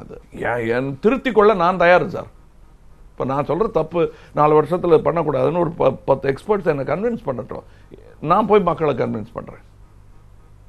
பட் கன்வின்ஸ் பண்ணல. என்ன கட்சியாக ஒரு முதலமைச்சராக இவர் வர வேண்டும், இவர் வர வேண்டாம், இல்ல ஒரு இன்னொருவரை மாற்றுவது, இது எல்லாமே ஒரு கட்சி சார்ந்த விஷயமாக இருக்கிறது அப்படின்னு அவங்க சொல்றாங்க. நீங்க அதை அப்படி பார்க்கலையா? ஒரு முதலமைச்சர் வரும்போது அது மக்கள் மன்றத்திலிருந்து ஆரம்பத்திலே தான் அவங்களுடைய முதலமைச்சர்களே பாருங்க, மக்களுடைய தேர்வு தான் அது. அவங்க ஆசைப்பட்டு வந்தது தான். இவங்க தான் வேணும்னு இதுலயே இந்த கட்சியில இருக்கிறவங்க எல்லாம் அந்த தலைவரை சேர்றதுக்கு முன்னாடி திட்டிருப்பாங்க, அசிங்கமா திட்டிருப்பாங்க. அப்புறம் நிலவரங்களை பார்த்துட்டு, அரசியல் நிலவரங்களை பார்த்துட்டு எம்ஜிஆர் கூடயும் ஜெயலலிதா அவர்கள் கூடயும் சேர்ந்து போனவங்களை நான் பார்த்திருக்கேன். நான் அரசியல் மறந்து போயிடல. நமக்கு ஜெயலலிதா அவர்களை கடுமையாக எதிர்த்தவர்களும் அவருடைய தலைமையை ஏற்றுட்டு போனாங்க. அதே போல எம்ஜிஆர் அவர்களை கடுமையாக. ஆனா அந்த எம்ஜிஆரை ஏத்துக்கிட்டது இவங்க இல்லைங்கிறதுக்கு பேர் உதாரணம் வந்து மக்கள் தான். அவங்கள ஆண்டிப்பட்டி தான் முடிவு பண்ணிச்சு அதை, இல்லைங்களா? அவங்களையும் ஏன் மறுபடியும் முடிவு பண்ணக்கூடாதுங்கிற எதுவும் விழித்து எழுந்துட்டாங்க, கேட்கறாங்க கேள்வி. அதுக்கு நீங்க சட்ட ரீதியாக மட்டுமே பதில் சொல்லிக் கொண்டிருக்கிறீர்கள். அத ஏன் why not there be a dialogue? இப்ப அதான் அந்த டயலாக் நானும் நீங்களும் பேசுறது. இப்ப நீங்க வந்து சார்பு போல பேசினாலும் நீங்க அந்த அதற்கான பதில் கிடைக்கிறதுக்காக தான் நீங்க உடனே ஏடிஎம்கேல சேர்ந்துட்டீங்கன்னு அர்த்தம் இல்லை. இப்ப நீங்க கேட்கிற கேள்வியை வச்சு உங்களை வந்து கட்சியில் சேர்ந்துறாரு போல் இருக்கீங்க. இதை கொஞ்சம் மடித்து காட்டுங்க, பச்சை குத்தி இருக்கா பார்க்கணும்னு கேட்க முடியாது. ஆனா நான் அந்த இடத்துலதான் உங்கள்கிட்ட இருந்து அந்த கிளாரிட்டி எதிர்பார்த்தது. திரு பன்னீர்செல்வமோ அல்லது திரு எடப்பாடி பழனிசாமியோ இது எல்லாமே அவங்க என்ன சொல்றாங்க, நாங்க எங்களுடைய தேர்வுகளாக கொண்டு வர்றோம். சட்டமன்ற உறுப்பினர்கள் சேர்ந்து ஒருத்தரை தேர்ந்தெடுக்கப்படுறதுங்கிறது தான் இங்க வந்து நடைமுறையில் இருக்கிறது. நம்பி இவர்கள் எல்லாம் செய்வார்கள். அதாவது ஒரு ப்ரொடியூசர் எங்களை நம்பி, நான் டைரக்டர், நடிகர், இன்னொருத்தங்க இவங்கள வருவாங்க. 7 மணிக்கு வந்து 9 மணிக்கு ஷூட்டிங் ஆரம்பிச்சு 5 மணிக்கு முடிச்சு என்னோட பணத்துக்கான செலவுகளை எல்லாம் கணக்கு பார்த்து எனக்கு கரெக்டாக கொடுத்துருவாங்கன்னு நம்பிக்கை பண்றாங்க. அது நடக்கலைங்கும் போது ஷூட்டிங் நிறுத்திய நம்ம உட்காந்து பேசுவோம்னு சொல்லுவாங்க இல்லையா? அவ்வளவுதான். நிறைய குரல்கள், திரு கமல்ஹாசனுடைய குரல் மட்டுமில்ல, இப்ப இந்த 2 மாதத்துல நிறைய குரல்களை பார்க்க முடியுது. திரையுலகம் மட்டும் நான் சொல்லல, பல இடங்கள். எனக்கு வந்து கொஞ்சம் நான் தமுக்கு அடிச்சா சத்தமா கேட்குதுங்கிறதுக்காக என் தமுக்கை நான் யூஸ் பண்றேன். இதை விட பெரிய முரசுகள் இருந்தா அதை அடிக்கட்டும். பட் இது வந்து அறிவிப்பு தான். அதுதான் நான் கேட்கிறேன். எல்லோருமே இந்த விமர்சனங்களை முன்வைக்கிறாங்க. ஒரு டிரான்சிஷன் நடக்கிறது. ஜெயலலிதா அவருடைய மறைவுக்கு பிறகு நடக்கிற விஷயங்கள்ல உங்களுக்கு கடுமையான அதிருப்திகளை நான் பார்க்க முடியுது. உங்களுடைய ட்விட்டர் கருத்துக்களின் மூலமாக பார்க்க முடியுது. அது இப்ப மாத்திரம் இல்லைங்க, 15 வருடமாக என்னுடைய சினிமா வாழ்க்கைக்கு பெரிய இடையூறா இருந்தது. அது பல்வேறு வகையில, பல்துறைகள்னு கூட சொல்லலாம். நானும் ஒரு துறை. இதுல நிறைய கரப்ஷன் இருந்தது. இப்போ போய் அவங்கள சொல்லி அதை போய் குத்தி காட்ட வேண்டியதில்லை. இனி அந்த கரப்ஷன் நிகழாமல் பார்த்துக் கொள்வோம். இன்னும் சொல்ல போனா ஊடகங்களே கட்சி சார்ந்த ஊடகங்களா இருக்கக்கூடாதுன்னு நினைக்கிறேன். ஆந்திராவில் அப்படி இல்லை, இருக்கு. ஒவ்வொரு கட்சிக்கும் எல்லா மாநிலங்களிலும் அப்படியான ஒரு சூழல் வந்துருச்சு. நீங்க சொல்ற விமர்சனம் சரி, ஊடகங்களுக்கு வந்து நிச்சயமா விமர்சிக்கப்பட வேண்டிய அளவுக்கு விஷயங்கள் இருக்கிறது. ஆனா அதை நான் எப்படி தவறு இருந்தா என் படம் நல்லா இல்லைன்னு சொல்லிட்டாங்கன்னு வச்சுங்க, போய் சண்டை போட்டுக்கிட்டுலாம் நல்லா இல்லைன்னா நல்லா இல்லை தான். அது எவ்வளவு உழைத்து நான் செய்திருந்தாலும் பார்க்க ஆளு வரல, எனக்கு பிடிக்கல அப்படின்ட்டாங்க, அடுத்த படத்துக்கு தான் நான் போனமே தவிர நின்று சண்டை போட்டு அந்த படத்தை பார்க்கறியா இல்லையான்னு வற்புறுத்த முடியாது, இல்லைங்களா? அது எல்லாத்துக்கும் பொருந்தும். நீங்க இந்த சட்டத்திட்டங்களை வச்சுக்கிட்டு இந்த 4 வருஷத்தை பொறுத்துக்க அப்படின்னு சொல்றது வந்து ஒரு விதமான கட்டாய கல்யாணம் மாதிரி இருக்குது. தேர்தலில் இருந்து ஒரு தேர்ந்தெடுக்கப்பட்ட உறுப்பினரை திரும்ப பெறுவதற்கான ஒரு வாய்ப்புகள் இல்லாத ஒரு சூழல். அது வந்து நம்ம எலக்டோரல் ரிஃபார்ம்ஸ் பத்தி பேச வேண்டி வரும். அப்படியான ஒரு சூழல்ல லாங் டைம்ல போகணும்னா. ஆனா உங்களுக்கு வந்து இந்த 4 ஆண்டுகள் ஏற்கனவே அவங்க வாக்களித்தது வேறு ஒரு தலைமைக்கு ஜெயலலிதாவை நினைத்து வந்தாங்க. ஆனால் இப்ப அந்த தலைமை இல்லாத போது மீண்டும் தேர்தலை சந்திக்கணும் அப்படிங்கிற அந்த பார்வை தான். நான் அந்த தலைமைக்காக வாக்களித்தவர்களுடன் ஒத்துப்போகிறேனா என்பதே வேறு விஷயம். அது வேற. அது வந்து என்னுடைய தனிப்பட்ட அரசியல் கையில வைக்கிற புள்ளி எப்படிப்பட்டது என்னது அது வேற விஷயம். நான் இந்த தலைவர் வேணாம் அந்த தலைவர் வேணாம் 3வது ஜெயிக்காத கட்சிக்கு கூட ஓட்டு போட்டிருக்கலாம். அது என்னுடைய கொள்கை சார்ந்த ஒரு விஷயமா இருக்கலாம். நான் சொல்றது இப்ப அந்த மக்களை விரும்பி போட்ட எனக்கு எதிர்கட்சின்னு வச்சுப்போம். அவங்க எதிர்கட்சிக்காரங்க போட்டதே வேற ஆளுக்காத்தானே. அவங்க கும்பிடும் தெய்வம் வேற இருக்கிறது. உள்ள போய் திறந்து பார்க்கும்போது கர்ப்ப கிரகத்தில் வேறு சாமி இருக்கிறது. அது ஒத்துக்க மாட்டேங்கிறாங்க. அவ்வளவுதான். அவருடைய மரணம் சார்ந்து பல்வேறு கேள்விகள் எழுப்பப்படுது. திரு ஓ பன்னீர்செல்வம் உள்ளிட்டவர்கள்லாம் கூட அதுல விசாரணை நடத்தப்படணும், அதுல இன்னும் மக்களுக்கு வந்து நிறைய சந்தேகங்கள் இருக்கு அப்படின்னு சொல்றாங்க. உங்களுடைய பார்வை என்ன அந்த மாதிரியான விஷயங்கள்ல? எனக்கு ஒன்றும் தெரியலைங்க. ஏன்னா ஒரு ஆஸ்பத்திரியை நம்பணும், ஒரு போலீஸை நம்பணும். அந்த நம்பிக்கை இல்லைன்னா வேற புரட்சியை ஆரம்பிக்கணும். இந்த ஜனநாயகம்லாம் சரி வரலன்னு அர்த்தம். ஏதாவது நம்பணும். இப்ப அதை நம்ப ஆரம்பிச்சிருக்கோம். அது வந்து அவங்க சொல்றாங்க. பட் ஆராய வேண்டியதும் இதுல சந்தேகம் இருந்தா அதை தீர்க்க வேண்டிய கடமையும் எல்லாருக்கும் உள்ளது. கேட்க வேண்டிய கடமையும் உள்ளது, தீர்க்க வேண்டிய கடமையும் உள்ளது. அதெல்லாம் மழுப்பெல்லாம் முடியாது. ஏன்னா அவங்க ஒரு முதலமைச்சரா இருந்ததுனாலதான் இந்த கேள்விகள் வருது. தனிநபராக இருக்கும்போது இருக்கிறதை விட ஒரு முதலமைச்சருக்கு என்னெல்லாம் கொடுக்கப்பட்ட சிகிச்சை என்ன அப்படிங்கிற அந்த கேள்வி. ஏன்னா அப்படி பழகிருக்கோம். டெய்லி ரொட்டீன் என்ன பண்றாரு, எங்க போறாங்கன்னு எம்ஜிஆருடைய எனக்கு முதற்கொண்டு தெரியும். ஆனா சொல்றது வந்து உடனே அது கொலை முயற்சியா மாற்ற வேண்டியதில்லை. நம்ம அது அந்த வெளிப்படைத்தன்மை ஏன் இல்லைங்கிற கேள்விக்கு பதில் சொல்லியே ஆகணும். ஜெயலலிதா அவர்களுக்கு கொடுக்கப்பட்ட சிகிச்சையோ அல்லது அதற்கு பிறகான விஷயங்களோ அது அவர்களுடைய தவறாக கூட இருக்கலாம். ஒரு தலைவருக்கு தேவையான ஒரு வெளிப்படைத்தன்மை இல்லாமல் அப்படியே எல்லாமே பூடகமான ஒரு செய்தியாக வைத்திருந்தது கூட அவங்க தவறா இருக்கலாம். அது யார் தவறுன்னு எனக்கு தெரியாது. ஆனா தவறுதான். திரு எடப்பாடி பழனிசாமி புதிதாக ஒரு முதலமைச்சராக பொறுப்பெடுத்திருக்கிறார். அந்த கட்சியிலேயும் மாற்றங்கள் வந்திருக்கு. சசிகலா பொதுச் செயலாளராக வராங்க, துணை பொதுச் செயலாளராக டிடிவி தினகரன் இதெல்லாம் வராங்க. நிர்வாக ரீதியாக நம்ம அதுல நிறைய கேள்வி எழுப்ப முடியும். கட்சிங்கிறது நான் எங்களுடைய தனிப்பட்ட விஷயம்னு கூட அவங்க சொல்லிட்டு போக முடியும். ஆனால் ஆளுங்கட்சியா இருக்கும்போது அதுவும் கேள்விக்குள்ளாக்கப்பட வேண்டிய விஷயங்கள் இருக்குது. நிர்வாக ரீதியாக நான் இப்பதான் வந்திருக்கேன், எனக்கு ஒரு 6 மாதம் ஒரு நேரம் கொடுத்து நான் பர்ஃபார்ம் பண்றேன்னா இல்லையான்னு முடிவே எடுக்காம உடனடியாக நீங்களா ஒரு பிரிமெச்சூர்டா ஒரு ஒரு முடிவுக்கு வர்றது சரியா அப்படிங்கிற கேள்வி அவர் எழுப்புறாரு. யாருமே அவசரப்படுத்தலையே. இல்ல மீண்டும் ஒரு தேர்தல் அப்படிங்கிறதுல இருந்து தொடங்குறேன். இப்போ நீங்க வந்து புதிய ஒரு முதலமைச்சர் வரும்போது அவருக்கான நேரத்தை கொடுத்து அவர் பர்ஃபார்ம் பண்றாங்களா இல்லையான்னு முடிவு பண்ணாம நம்ம எப்படி வந்து மீண்டும் தேர்தல் போறோம்? மீண்டும் தேர்தல்னு கேட்கறதுல வந்து தவறு கிடையாதுங்க. எனக்கு பர்ஃபார்ம் பண்ண டைம் கொடுன்னா அது ஒரு 2 மாசத்துல பண்ணுங்க, 3 மாசத்துல 6 மாசம் தான் வேணும்னா 5 வருஷம் கொடுத்து பார்த்தாச்சு, 20 வருஷம் கொடுத்து பார்த்தாச்சு. அதற்கு பிறகு வந்த கொந்தளிப்பு தான் அது. இது நான் எந்த கட்சியும் சொல்லல. டிஎம்கே செய்திருந்தாலும் இதையே தான் சொல்வேன். நான் காங்கிரஸ் செய்திருந்தாலும் இதையே சொல்வேன். ஏன் வந்தாங்க டிஎம்கே எல்லாம் நீங்க யோசிச்சு பாருங்க. 67 வரையிலும் அப்படி பிடிச்சிக்கிட்டு இருந்தாங்க. ஏன் வர விட்டாங்க? மக்கள் தானே வர விட்டாங்க. அவங்களுக்கு தேவைப்பட்டது இந்த மாற்றம். வாங்கினாங்க. அது 350 ஆர்டிகல் 356 போட்டு வந்தா அது நியாயங்கிறீங்க, மக்கள் கேட்டா நியாயம் இல்லைங்கிறீங்களா? அது எப்படி? இந்த முறைதான் தொடர்ந்து நீங்க வந்து சொல்ற மாதிரி 40 ஆண்டுகளாக கருத்துக்களை சொல்றீங்க. இந்த விஷயங்கள தொடர்ந்து அரசியல்ல இருக்கிறேன், ஆனால் நான் தேர்தல் அரசியல் இல்லையே தவிர அரசியல் இருந்து கொண்டுதான் இருக்கேன் அப்படின்றீங்க. இந்த முறை ஜெயலலிதா அவருடைய மறைவுக்கு பிறகுதான் மிகப்பெரிய அளவிற்கு திரு கமல்ஹாசன் அரசியல் ரீதியான கருத்துக்களை நேரடியா முன்வைக்கிறாரு. சசிகலா உள்ளிட்டவருடைய தலைமையை கடுமையா விமர்சிக்கிறாரு. அவர் முதலமைச்சர் ஆக போகும்போது ஒரு விமர்சனம். எல்லாரையுமே மரியாதை தான். இதுவரையிலும் அவங்க பேரை நான் சொன்னதே கிடையாது. அது இப்போ வந்து தனி நபர்கள் இல்ல, என்ன தற்காத்துக் கொள்ள வேண்டிய ஒரு சுயமரியாதை காரணமாக நான் சொல்லும் விஷயம். 4 வருடத்திற்கு முன்னாடி Tamil Nadu government versus Rajkamal films என்ற கேஸ் போட்டு ஜெயிச்சவர்கள் நாங்க. தோத்து கூட போயிருக்கலாம். இப்பவே நான் தோத்தவன் தான். காரணம் எனக்கு வந்து கிட்டத்தட்ட 52 கோடிக்கு மேலாக நஷ்டம். அது நீங்க வந்து முஸ்லிம்ஸ் பேர்ல தூக்கி போடுறது மாதிரி ஒரு அக்கிரமம் கிடையவே கிடையாது. அந்த படத்தை பார்த்தவங்களுக்கு அது தெரியும். அது முஸ்லிம்கான எதிரான விஸ்வரூபம் பிரச்சனை சொல்றேன். விஸ்வரூபம்ங்கிற ஒரு சினிமா படத்தை பத்தி குறிப்பிடுறேன். அதுக்கு வந்து ஏற்பட்ட இடைஞ்சல்கள்லாம் எல்லாருக்கும் தெரியும். இனிமே திரும்ப திரும்ப அதை சொல்லி புலம்புறதுல அர்த்தம் இல்லை. நான் வந்து நாட்டை விட்டு போறேங்கிற சொன்னவர் இப்ப நாட்டை பத்தி பேசுறாருன்னு கேட்கிறாங்க. நாட்டை விட்டு போறேன்னு சொல்றது அவமானம் இல்லையா அவங்களுக்கு? எந்த நாட்டை விட்டு போறேன்னு சொன்னேன் நான்? எந்த இந்த மாதிரி இடைஞ்சல் இல்லாத ஸ்டேட் எங்க இருக்கோ அங்க போறேன். அதுவும் கிடைக்கலன்னா நாட்டை விட்டே போறேன் சொன்னதுதான் உண்மை. இதை யாரும் மறுக்க முடியாது. நாட்டை விட்டே போறேன்னா நான் வெள்ளக்காரன் கூட போய் சேர்ந்துடுறேன்னு அர்த்தம் கிடையாது. எனக்கு அத்தனை இடைஞ்சல்கள் கொடுக்கப்பட்டன. ஒரு சின்ன ஒரு சினிமா படத்துக்காக 20 நிமிடம் பிரஸ் மீட் எல்லாம் நடந்துச்சு. 20-40 ஞாபகம் இல்லை எனக்கு. நான் எந்த தவறும் செய்யவும் இல்லை, எக்ஸப்ட் என்னுடைய வியாபாரத்தை கவனிச்சுக்கிட்டு இருந்தேன். கொஞ்சம் இந்த மாதிரி அப்பவும் இந்த மாதிரி பேசக்கூடியவன் தான் நான். சண்டியர்ங்கிற ஒரு படத்துக்கு பேர் வைக்கக்கூடாதுன்னு கிளப்பி விட்டது கூட அரசியல் தான் நான் நினைக்கிறேன். ஒருவேளை என்னுடைய பேரனோயான்னு சொல்லுவாங்கல்ல, அதுவா கூட இருக்கலாம். ஆனா பிரச்சனை தீர்ந்தது என்னவோ அங்க போய் கேட்டதுக்கு அப்புறம் நான் அப்ப கூட விட்டு கொடுத்து வேணாங்க விட்டுருங்க. அது விஸ்வரூபம் பிரச்சனையை பொறுத்த வரைக்கும் அது இஸ்லாமியர்களுடைய எதிர்ப்பு இல்ல, கண்டிப்பா கிடையாது. எனக்கு எத்தனையோ நண்பர்கள் இருக்காங்க. இந்த ஆபீஸ்ல எனக்கு ஏற்பட்ட குறைக்காக துவா படித்த முஸ்லிம்ஸ் எல்லாம் இருக்காங்க. தவறு தாங்க, நாங்க அது என்னமோ கிளம்பிடுச்சு அது பாருங்கன்னு எனக்காக கண்ணீர் விட்ட முஸ்லிம்ஸ் எல்லாம் இருக்காங்க. படம் பார்த்துட்டு நல்லா இருக்கு, இதுல ஒண்ணும் இல்லையேன்னு சொன்னவங்களும் இருக்காங்க. அப்புறம் ஏன் அவ்வளவு பெரிய பிரச்சனையாக மாறியது? ஒரு அரசியல் தான் அது. கண்டிப்பா அது அரசியல் தான், அதுல டவுட்டே கிடையாது.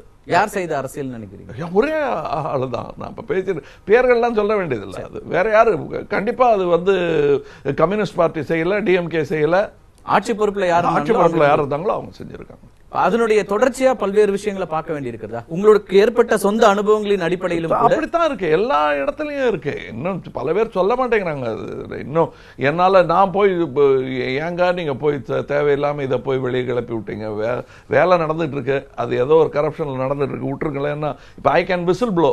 பிலிம் இண்டஸ்ட்ரிக்கு எத்தனை இடைஞ்சல்கள் இருக்குன்னு நான் பேச முடியும். பேசணும் தானே? ஆமா பேசுறோம், அது பேசிட்டு இருக்கோம். அது தீர்க்காம நான் மாட்டுக்கு சத்தமா ஊடகங்கள் சத்தம் போடுறதுல அர்த்தம் கிடையாது. என்னுடைய சக தொழிலாளர்களுக்கும் எனக்கும் கொஞ்சமாவது வித்தியாசம் இருக்கு. அங்கேயும் அரசியல் தான் இருக்குன்றீங்களா? அரசியல் கட்சிகளுடைய அரசியல் அல்லது ஆட்சி பொறுப்புல இருக்கிறவங்களுடைய அரசியல் என்ன தலைமை பொறுப்பு ஏத்ததும் இது ஒரு சின்ன ஒரு விஷயம். அதை அரசியலாக மாற்ற வேண்டிய அவசியம் இல்லை. இது ஏடிஎம்கே டிஎம்கேங்கிற பேச வேண்டிய அவசியம் சினிமா துறைக்கு கிடையாதுங்கிறேன் நான். அது இருக்கவும் கூடாது. அது தனிப்பட்ட இதுவா வச்சுங்க. கட்சி அரசியல் இல்லாம இல்லவே இல்லையே. நடிகர் சங்கமாக இருக்கலாம், தயாரிப்பாளர் சங்கமாக இருக்கலாம். அதுக்கு காரணம் அந்த முதல்ல ஆதி 2 நண்பர் பியூ ஜனபா தியாகராஜவாதர் சொல்லல. நான் எம்ஜிஆர் சிவாஜி அவர்கள் 2 கட்சியில் இருந்தாங்க. அதே பாணியாக அமைத்துக் கொள்ள வேண்டிய அவசியம் இல்லை. அதை உடைக்கணுங்கிற ஒரு ஆர்வத்துல தான் நானும் ரஜினியுமே அட்லீஸ்ட் நானும் நீங்களும் சண்டை போட்டு கூடாதுங்கிறத முடிவு பண்ணிக்கிட்டோம். நாங்க நண்பர்களாவே இருந்து கொண்டிருக்கிறோம். இப்போ இருக்கிற இப்ப திரையுலகம் பத்தி பேசினதுனால அந்த கேள்வி கேட்கிறேன். இப்பவும் கூட தயாரிப்பாளர் சங்கத்துல ஒரு பெரிய அளவிற்கான போட்டியும் வெளிப்படையான விமர்சனங்களும் கடுமையான தனிநபர் விமர்சனங்களும் இருக்கலாம். ஆனா அதுல நான் சொல்லும் அந்த மரியாதைங்கிறது குறைஞ்சிடக்கூடாது. ஒருமையில பேசுவதும் நீ வாப்போன்னு திட்டிக்கிறது, அது நட்புல கூட நானும் ரஜினி தனியா என்ன பேசிக்கிறோங்கிறது முக்கியமே கிடையாது. ஆனா அவர் திரு ரஜினி தான். இப்ப இந்த திரையுலகம் சார்ந்த வியாபாரமாக இருந்தாலும் கூட அதுல நிறைய அரசியல் இன்னைக்கு வந்துருச்சு. நிறைய பேருக்கு இன்னைக்கு படங்களை வெளியிடுறதுல இருந்து நான் இன்னொன்னு சொல்றேங்க, இந்த பேரலல் சென்சார்லாம் இருக்கக்கூடாதுங்க. கலாச்சாரம்ங்கிற பேர்ல ஒரு சென்சாரும் central board of censor certification அப்படிங்கிறது ஒண்ணு. எவ்வளவுதான் தாங்குவாங்க ப்ரொடியூசர்ஸ்? இங்க ஒரு சென்சார், அப்ப 2 வடிகட்டி பண்றதுக்கு இது என்ன? டொபாக்கோவுக்கு கூட அவ்வளவு ஃபில்டர் கிடையாது, கலைக்கு எதுக்கு அவ்வளவு ஃபில்டர்? இதெல்லாம் நடந்துட்டு இருக்கு, இதெல்லாம் பேசி தீர்க்கணும். இதற்கு இந்த 2 மாசத்துல அந்த மாற்றங்கள் எல்லாம் பண்ணலாமே அவங்க. இப்போதும் நீங்க இந்த தமிழ் பட தலைப்புகள் உள்ளிட்ட விஷயங்கள்ல எப்படி என்ன விதமான கிளியரன்ஸ் கொடுக்கறாங்க அப்படிங்கறதுல இருந்து தொடங்கி எல்லாமே இருக்கு. நான் பணம் கொடுத்தது கிடையாது சார். என்னுடைய சர்டிபிகேஷனுக்கு நான் பணம் கொடுத்தது கிடையாது. இது சத்தியம். ஆனா இது எல்லாரும் பண்ண முடியுமாங்கிறது சந்தேகம். இது மாற்றவே முடியாதா? மாற்றியே ஆகணும். முடியாதுன்னு நான் சொல்ல மாட்டேன். நின்று அடிச்சா மாத்திரலாம். எல்லாரும் நிக்கணும். இல்ல கொடுத்துடலாம் சார், என்னதுக்கு சார் வம்புன்னா ஒரு குரல் கொடுத்தா அவங்க அது வரமாட்டாங்க. ஏன்னா இது வெறும் சிறுதொகை. இவங்க வசூல் பண்றது கூட எனக்கே அசிங்கமா இருக்கு. இந்த சர்டிபிகேஷனுக்கான விஷயங்கள்ல தொடங்கி எல்லா எங்கிட்ட வாங்கினது கிடையாது. நான் அந்த உண்மையும் சொல்றேன். என்ன யாரும் மிரட்டினது கிடையாது. இல்லைன்னா சர்டிபிகேட் கிடையாது. மொத்தமா படத்தையே பேன் பண்றாங்க, அது வேற விஷயம். பட் என்ன யாரும் பண்ணது கிடையாதுங்க. நான் ஒரு கோபக்காரன், அரசியலுக்கு கோபம் சரியா வராது, அதனால நான் நேரடியான அரசியலுக்கு வரலன்னு நீங்க சொல்றீங்க. இந்த அரசியல் எனக்கு ஒப்புதலே கிடையாது. இதுக்கு என்னுடைய கோபம் ரௌத்ரம் பழகவே முடியாது. இங்க அரசியல்ல எல்லாத்தையும் மாத்தணும், ஒரு நிறைய தவறுகள் நடந்துட்டு இருக்கு, இது எல்லாத்தையும் ஒட்டுமொத்தமாக மாற்ற வேண்டிய நேரம் இருக்குன்னா ஒரு கோபம் அவசியம். அந்த கோபத்துல தான் இப்ப உட்காந்து இந்த பேட்டியை கொடுக்கிறேன் நான். இந்த whistle blowing has to be done. Whistle blower ப்ரொடெக்ஷன்னே ஒன்னு இருக்கு, அது நம்ம நாட்டிலையும் இருக்கு. ஆனா அந்த ப்ரொடெக்ஷன் யாருக்கும் இல்லை. ஒரு இடத்துல இந்த மாதிரி குற்றம் நடக்கிறது, குற்றம் கடியப்படுகிறது, அதுதான் தவறுங்கிற நான். குற்றம் கடிதல் இருக்க வேணும். இடிப்பாரற்ற ஒரு மன்னனாக எதுவுமே இருக்கக்கூடாது, ஆட்சி இருக்கக்கூடாது. சமீபத்தில் உங்களுடைய ரசிகர்களை சந்தித்து ஆலோசிச்சீங்க அப்படின்றாங்க. அவங்க கிட்டயும் நீங்க இதே தான் சொல்லிருக்கீங்க, அரசியல்ல இருங்க, ஆனால் நாம் நேரடி அரசியலுக்கு வேண்டாம் அப்படிங்கிற அந்த கருத்தை முன்வைக்க தெளிவா சொல்லியிருக்கேன். நேரடி அரசியலுக்கு வராம என்ன மாற்றத்தை கொண்டு வர முடியும் நீங்க? கண்டிப்பா உங்க ரசிகர்களுக்கே நான் கேட்கிறேன், நீங்க நேரடியா வரலனாலும் கூட இந்த மாற்றங்களை செய்யணும் அப்படின்னு எல்லோருமே வெளியில உட்கார்ந்து இயக்கமாக இருந்து கொண்டு இப்படித்தான் நாங்கள் இருக்கிறோம்னு சொல்ல, ஒரு மதத்தால அதை செய்ய முடியுது. அரசியல் மாற்றத்தை மதத்தால செய்ய முடியும்னால், பெரியார் அவர்களால செய்ய முடியும்னா, காந்தியால செய்ய முடியும்னா, ஒரு சின்ன கூட்டத்தில இருந்து ஒரு வில்லேஜ் ஆஃப் மகாராஷ்டிரால இருந்து ஒரு ஆளு கிளம்பி வர முடியும்னா நம்மளாலையும் முடியும். பெரும்பாலும் ஒரு பொலிட்டிக்கல் வேக்யூம் இருக்கு, அரசியல் தலைமை இப்ப இல்லாம இருக்கு. தமிழகத்தை பொறுத்த வரைக்கும், இந்தியாவில இருக்கிறது நான் பின்னாடி பேச, தமிழ்நாட்டை பொறுத்த வரைக்கும் ஒரு ஆக்டிவ் பாலிடிக்ஸ்ல இல்லாத சூழல். ஜெயலலிதா அவர்கள் இல்ல, இப்ப திரு கருணாநிதி அவர்களும் நேரடி அரசியல் இல்லாத ஒரு சூழல்ல ஒரு பெரிய பொலிட்டிக்கல் வேக்யூம் இருக்கு அப்படின்னு நினைக்கிறாங்க. அப்படியான ஒரு பார்வை உங்கள்கிட்ட இருக்குதா? இல்ல, நான் ஆரம்பத்துல இருந்து அதான் சொல்லிட்டு இருக்கேன். நீங்க எல்லாம் என்ன செம்மறியாடா, எதற்கு நீங்க அந்த மெய்ப்பனை தேடிக்கொண்டிருக்கிறீர்கள்? நீங்க ஒரு சிஇஓ மாதிரி அப்பாயிண்ட் பண்ணுங்க, அவங்கள தலைமை பொறுப்புக்கு ஒருத்தர் அப்பாயிண்ட் பண்ணலாம். அதற்கு தகுதியான ஆள் வேணும், இல்லைங்கல்ல நான். ஆனா அதுக்கு தலைமை பொறுப்புன்னு பேர் கூட கொடுங்க. தலைவா என்று கத்திக்கொண்டு எல்லாம் மறுபடியும் மொனார்க்கியை கொண்டு வராதீங்க. குடியரசாக இருக்கட்டும். அது எங்க இருந்து வருவாங்க? அப்படியான ஒரு லீடர்ஷிப் வரணும். நீங்க தொடர்ந்து எல்லோருமே சாப்பிடறதுக்கு முன்னாடி கை கழுவுங்கிறது கூட ப்ராபகேண்டால சொல்ல வேண்டியதா இருக்குங்க, இல்லையா? உங்களுக்கு ஞாபகம் இருக்கா, குழந்தையா இருக்கும்போது கை கழுவணும்னு இதெல்லாம் வரும். சுத்தம் சோறு போடும்னுவாங்க, சோறு போடுறதுக்கு முன்னாடி சுத்தம் பண்ணிக்கன்னு சொல்லுவாங்க. இப்படி அதை ஜோக்காவும் இதுவாகவும். எய்ட்ஸ் விழிப்புணர்வு, செக்ஸ் யாருக்கும் சொல்லிக் கொடுக்க வேண்டியது இல்லை, சொல்லி தெரிவதில்லை மன்மத கலை. இருந்தாலும் அதுலேயும் சில விஷயங்கள் சொல்லி தர வேண்டியதாக இருந்தது. அந்த மாதிரி எல்லாத்துக்கும், நல்லதுக்கும் கெட்டதுக்கும் ப்ராபகேண்டா வேணும். எந்த தொழிலாக இருந்தாலும் அந்த விளம்பர கருவியாகத்தான் நான் இருக்கிறேன். இந்த மாற்றம் வருவதற்கு நான் மட்டும் இல்லை, நான் ஒரு கருவி தான்ங்கிறது எனக்கு நல்லா தெரியும். நான் தமிழ் எல்லாருமே வெறும் கருவியா இருந்துட முடியாதுல்ல. நீங்க எல்லாருமே அவ்வளவுதாங்க, எல்லாருமே அவ்வளவுதாங்க. இந்த so called chief minister, prime minister எல்லாருமே கருவிதாங்க. அதுக்கு மேல தன்னை பாவித்துக் கொள்வதுதான் தவறு என்று சொல்கிறேன். அவங்க இந்த சொசைட்டிக்கான கருவியாகத்தான் இருக்கணும். அது ஸ்பார்டகஸ்ல இருந்து சீசர்ல இருந்து மோடி ஐயா அவர்கள் வரைக்கும் பொருந்தும். அது இல்ல களத்துக்கே வரமாட்டேன், கருத்து மட்டுமே சொல்வேன் அப்படிங்கிறது என்ன விதமான அரசியலா பார்க்க முடியும்? இல்ல களத்துக்கு, அதாவது கொஞ்சம் ஜோக்கா பேசலாம்னா நான் அனுமதியோட பேசுறேன். இது நான் எங்க நண்பர்களோட பேசிட்டு இருந்தது, அதை நான் கொஞ்சம் பூடகமா சொன்னேன். நான் இந்த கச்சேரி பாட்டு கேட்க போனோம்னா, நல்லா பாட மாட்டேங்கிறாங்க, எங்க நீ பாடுங்கிறது மாதிரி. இன்னும் நாட்டுப்புற பாணியில் சொன்னான், இளவு கேட்க வந்தேன், தாலியாக்க சொன்னேன் அப்படி அப்படிங்கிறது. இல்ல அது ஐ கேன் அண்டர்ஸ்டாண்ட். நீங்க ஒரு இப்போ கருத்தியலை முன்வைக்கிறதே உங்களுக்கு அது எந்த பயனும் எடுக்க போறது இல்ல. நீங்க ஒரு திரையுலகத்துல இருக்கிற ஒரு பிரபலமாக நிச்சயமா இந்த கருத்துக்கள் சொல்றதுனால எந்த லாபமும் கிடையாது எனக்கு. இன்னொன்னு சொல்ல போனா, என்னுடைய பகுத்தறிவு வாதங்கள் இருக்கிறது தெரியுமா? நான் இந்த மாதிரி இறைமறைப்பு எல்லாம் சொல்ல வேண்டியதுனால எந்த லாபமும் கிடையாது, நஷ்டம் தான் ஜாஸ்தி. இன்னும் ஒரு குறிப்பிட்டா இருக்க மேல கோபம் வரும். எதுக்கா இப்படி பிறந்து, இது மகா பிரம்மஹத்தியா இருக்கானே, பார்ப்பன குலத்தில் பிறந்து விட்டு இதுக்கு நம்மளையே கேள்விப்பட்டானே. நான் பார்ப்பனரை வெறுப்பதாக சொல்வது தவறு. ஃபர்ஸ்ட், மனிதர்களை வெறுப்பதாக சொல்வது எவ்வளவு தவறோ அந்த அளவு தவறு. ஏன்னா என்னுடைய தாய் தகப்பனெல்லாம் பார்ப்பனர்கள் தான், நான் இல்லை. அது மாதிரி தான் நான் அரசியல் இல்லை. பட் அதை பத்தி ஒண்ணுமே சொல்லக்கூடாதுன்னா அப்புறம் சினிமா விமர்சனமே இருக்கக்கூடாது. நடி அப்படின்னு சொல்லணும். எத்தனை விமர்சகர்களுக்கு சினிமா டைரக்ட் பண்ண தெரியும்? மார்க்காடா போடுறீங்க அப்படின்னு சத்தம் பண்ணலாம் இல்லையா? அவுட் ஸ்போக்கனா நீங்க இருக்கீங்க, கருத்துக்களை நேரடியா முன்வைக்கிறீங்க. நிச்சயமா அந்த இடத்துல அது ஒரு வரவேற்க வேண்டிய விஷயம், அதுல மாற்று கருத்தே இல்ல. நீங்க உடனே எல்லாருமே நேரா களத்துக்கு தான் வரணுமா? எல்லாரும் சினிமா எடுக்க வேண்டிய, எப்படி ஒரு விமர்சன குழு சினிமாவுக்கு வர வேண்டியது இல்லையோ, ஒரு விமர்சகர் எப்படி சினிமாவுக்கு வர வேண்டிய அவசியம் இல்லையோ, அதே மாதிரி நான் எந்த இடத்துல இந்த கேள்வி முன் வச்சுன்னா, திரு கமல்ஹாசனுக்கான மட்டும் நான் சொல்லல, பல பேர் இன்னைக்கு அரசியல் சுத்தப்படப்படணும், அரசியல் ஒரு சாக்கடையா இருக்கு, இப்ப இருக்கிற அரசியல் ரொம்ப மோசமான ஒரு சூழலா இருக்கிறது, இன்னைக்கு இருக்கிற அரசியல் தலைவர் மேல நம்பிக்கை இல்லை அப்படின்னு சொல்லும் போது அதை வெளியில இருந்து கருத்து சொல்லுபவர்களாக மட்டுமே நம்ம இருக்கிறோம். அப்போ யார் இதை செய்யறது? அந்த மாற்றங்களை யார் கொண்டு வர முடியும்? இந்த மாற்றங்கள் வேணும்னு சொல்லப்படுது. அது இண்டிவிஜுவல் சத்தியாகிரகா தான் பாசிபிள்.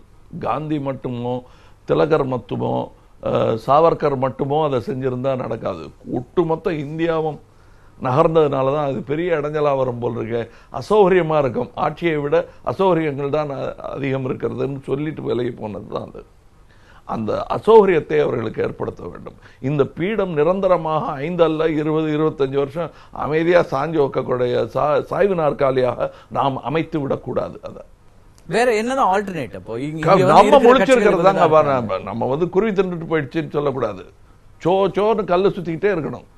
இது என்ன, அது சாப்பிட்ற நேரம் நேரம்லாம் சுத்திட்டு இருந்தா அப்ப ஆள் போடு தனித்தனியா. அதுக்கு அதைத்தான் நான் சொல்லிட்டு இருக்கேன். நம்ம we must be vigilant, we must tell them. எங்களுக்கு திருப்தி இல்லைங்கிறத வந்து உடனே சொல்லணும். அதுல உடனே பிரிஞ்சு போய் கண்ணை அடிச்சுக்கிறதும், மொத்தமாவே ஒரு பிள்ளைக்கு வந்து வாய்மையே வெல்லும்னு சொல்லி கொடுத்துட்டு போன் வந்ததும் நான் இல்லைன்னு சொல்லுன்னு சொன்னதுல போச்சு, அறிவுரைய நாசமா போச்சு. அது அந்த மாதிரியான விஷயங்கள் தான் இருக்கு. அதனாலதான் நான் குரல் கொடுக்கறதும், என்னை முன்னுதாரணமாக வைக்கும்போது நீ டாக்ஸ் கட்டுறியான்னு யாராவது விரல நீட்டினான்னா நான் அந்த விரல பிடிச்சிக்கிட்டு பதில் சொல்ற தைரியம் வரணும். அது இருக்கு எனக்கு. திரு கமல்ஹாசனுக்கு வந்து பெரிய அளவிற்கு தொகையோடலாம் சிலர் அணுகுனாங்க. அவரை வந்து கட்சி அரசியலுக்கு இழுப்பதற்கு அப்படின்லாம் தகவல்கள் செய்திகளாக வந்துட்டு இருக்கு. அப்படியான விஷயங்கள் நடக்குதா? ரொம்ப நாளைக்கு முன்னாடியே நடந்திருக்கு. அது நம்ம என்னென்ன யாரையும் புண்படுத்தக்கூடாது. ஏன்னா நான் இன்னும் 1000 தான் சொன்னாலும் நான் வந்து ஒரு கட்சியின் தலைவன் கிடையாது. ஒரு இயக்கத்தின் சிறிய இயக்கத்தை நீங்க எத்தனை பேர்ரா அப்படின்னு கேட்கறாங்க இன்னைக்கு. அந்த மாதிரி சின்ன சிறுபான்மை கூட்டத்துக்கு ஒரு தலைவன் அவங்களா ஏத்துக்கிட்டதுனால நான் தலைவன். அவங்களும் மறுதளிச்சுட்டாங்கன்னா நான் தலைவன் கிடையாது. ஸோ இந்த மாதிரி என்ன வேலை பேச வரும்போது வேணாங்கன்னு, அதுவும் ஒரு பெரிய அடாவடி கூட்டம் அவங்க வந்து கேட்கும்போது, ஒரு காலேஜ் பொண்ணு எப்படி 10 பேர் பசங்க வந்து கிண்டல் அடிச்சுட்டா டக்குன்னு பஸ் வராதான்னு ஏறி போயிடலான்னு தப்பிச்சு போயிடலான்னு இருக்கிறவங்க, இல்லை வேணாங்க விட்டுருங்க நான் அந்த மாதிரிலாம் கிடையாதுன்னு சொல்லுவாங்க இல்லையா. அந்த மாதிரி சொல்லிட்டு தான் நான் பதுவுசா சொல்லிட்டு தான் தப்பிச்சிருக்கேன். சில நேரங்கள் குறையா பட்டுக்கிட்டதும் உண்டு.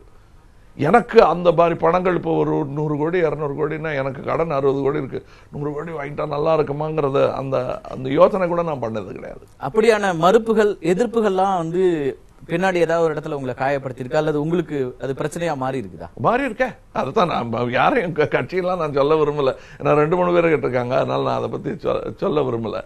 ஆனா பாப்பா சில பேர் பணமா கொண்டு வரேன்பாங்க, சில பேர் உனக்கு நல்லது நடக்கும் பாரு அப்படின்னு ஜோசியம் சொல்லுவாங்க. இதெல்லாம் இல்லைங்க பரவாயில்லைங்க போதும் நான் இருக்கிற இடத்துல இருந்துக்கிறேன்னு ஒதுங்கி மரியாதையா தான் இதுவரை போயிருக்கேன். அது எவ்வளவு நாள் மரியாதையா இருக்க முடியும்? பல்லு போற வரையிலும் மரியாதையாக என்னைக்காவது பல்லெல்லாம் போட்டு பேசணும் இல்ல, அந்த பேச்சு தான் இப்ப வந்திருக்கேன். என்ன விட்டுருங்க, இல்லைன்னா நான் உங்களை விட மாட்டேங்கிறது தான். இன்னொரு விஷயம், இப்ப ஜல்லிக்கட்டு பிரச்சனைக்கு பிறகு நீங்க வந்து ரொம்ப வெளிப்படையா சில கருத்துக்களை சொன்னீங்க. ஜல்லிக்கட்டு ரொம்ப ஆதரவாகவும் நீங்க வந்து உங்களுடைய ஜல்லிக்கட்டுங்கிறது வந்து இன்னொன்னு சொல்றேங்க, ஜல்லிக்கட்டு இல்லாமல் தமிழர்கள் வாழ்ந்திருக்க முடியாதா? நேரடியாவே பேசுவோம். ஜல்லிக்கட்டுங்கிற ஒரு இது போயிடுச்சுன்னா ஒண்ணுமே இல்லை, அவ்வளவுதான். இனிமே நம்மளோட அடையாளமே போயிடுச்சுங்கிறது அது ஒரு விதமான விஷயம். இப்போ பொட்டை அழிச்சிட்டா இந்து இல்லைன்னு ஆயிடாது. மனசுக்குள்ள கடவுள் இருக்கும். சிலுவை அத்துட்டா அவன் இனிமே கிறிஸ்டியன் இல்லைன்னா ஆயிடாது. உள்ளுக்குள்ள இயேசு இருப்பான். தாடி எடுத்துட்டா முஸ்லீம் இல்லைன்னா ஆயிடாது. அது மாதிரி உங்களுக்கு இதனால இல்லை, ஆனா இது பல காரண கோபங்களோட எங்க கேட்டது நடந்தாகணும். எத்தனை நாளையா பொறுத்துட்டு இருப்போம் அப்படின்னு ஜோக்கெல்லாம் கூட சொல்றாங்க. இப்ப மீனவர்கள் இதுக்கு நான் கூட படித்தேன் ஒரு ஜோக்கு, நான் சொன்னதில்லை, பட் நான் சொல்லியிருக்கலாமோன்னு ஆசைப்படக்கூடிய ஒரு ஜோக்கு.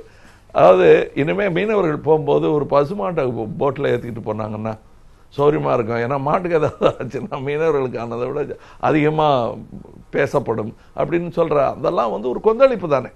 கொந்தளிப்பு ஜோக்கா வருது, விமர்சனமா வருது, கோபமா வருது, ஒப்பாரியா வருது, கழுத்துல தூக்கு கயிறை மாட்டிட்டு நிக்கிற மாதிரி ஒரு ஒரு கேலி சித்திரமா இல்ல கொடூர சித்திரமானு சொல்ல முடியாத ஒரு விதமான விமர்சனமா இருக்கு. இதெல்லாம் வருது. அந்த மாதிரி தான் இந்த ஜல்லிக்கட்டுங்கிறது கூட ஒரு எரிமலையின் நுனி, புகைய ஆரம்பிச்சதோட நுனி. அது இந்த பசு அரசியல் பத்தி பேசினதுனால இந்த கேள்வி கேட்கிறேன். இப்போ 5 மாநில தேர்தல்கள் இந்த முடிவுகள் வந்து மிகப்பெரிய அளவிற்கு பாரதிய ஜனதா கட்சிக்கு, குறிப்பா உத்தரப்பிரதேசம் உத்தரகாண்ட் உள்ளிட்ட இடங்கள்ல பெரிய ஒரு வெற்றியை கொடுத்திருக்கிறது. இன்னொரு பக்கம் நீங்க எதிர்க்கிற ஒரு ஐடியாலஜி, அதற்கு எதிரான ஒரு விமர்சன பார்வையை வைக்கிறவர் உங்களை போன்றவர்கள் எல்லோருமே. ஆனால் மக்களுடைய தேர்வு அதுவாகவே இருந்துட்டு இருக்கு. அதை எப்படி பாக்குறீங்க? அது மாறி மாறி தானே வருதுங்க. இப்போ உங்களுக்கு செக்குலர் செக்குலரை சிக்குலர்னு சொல்லுவாங்க.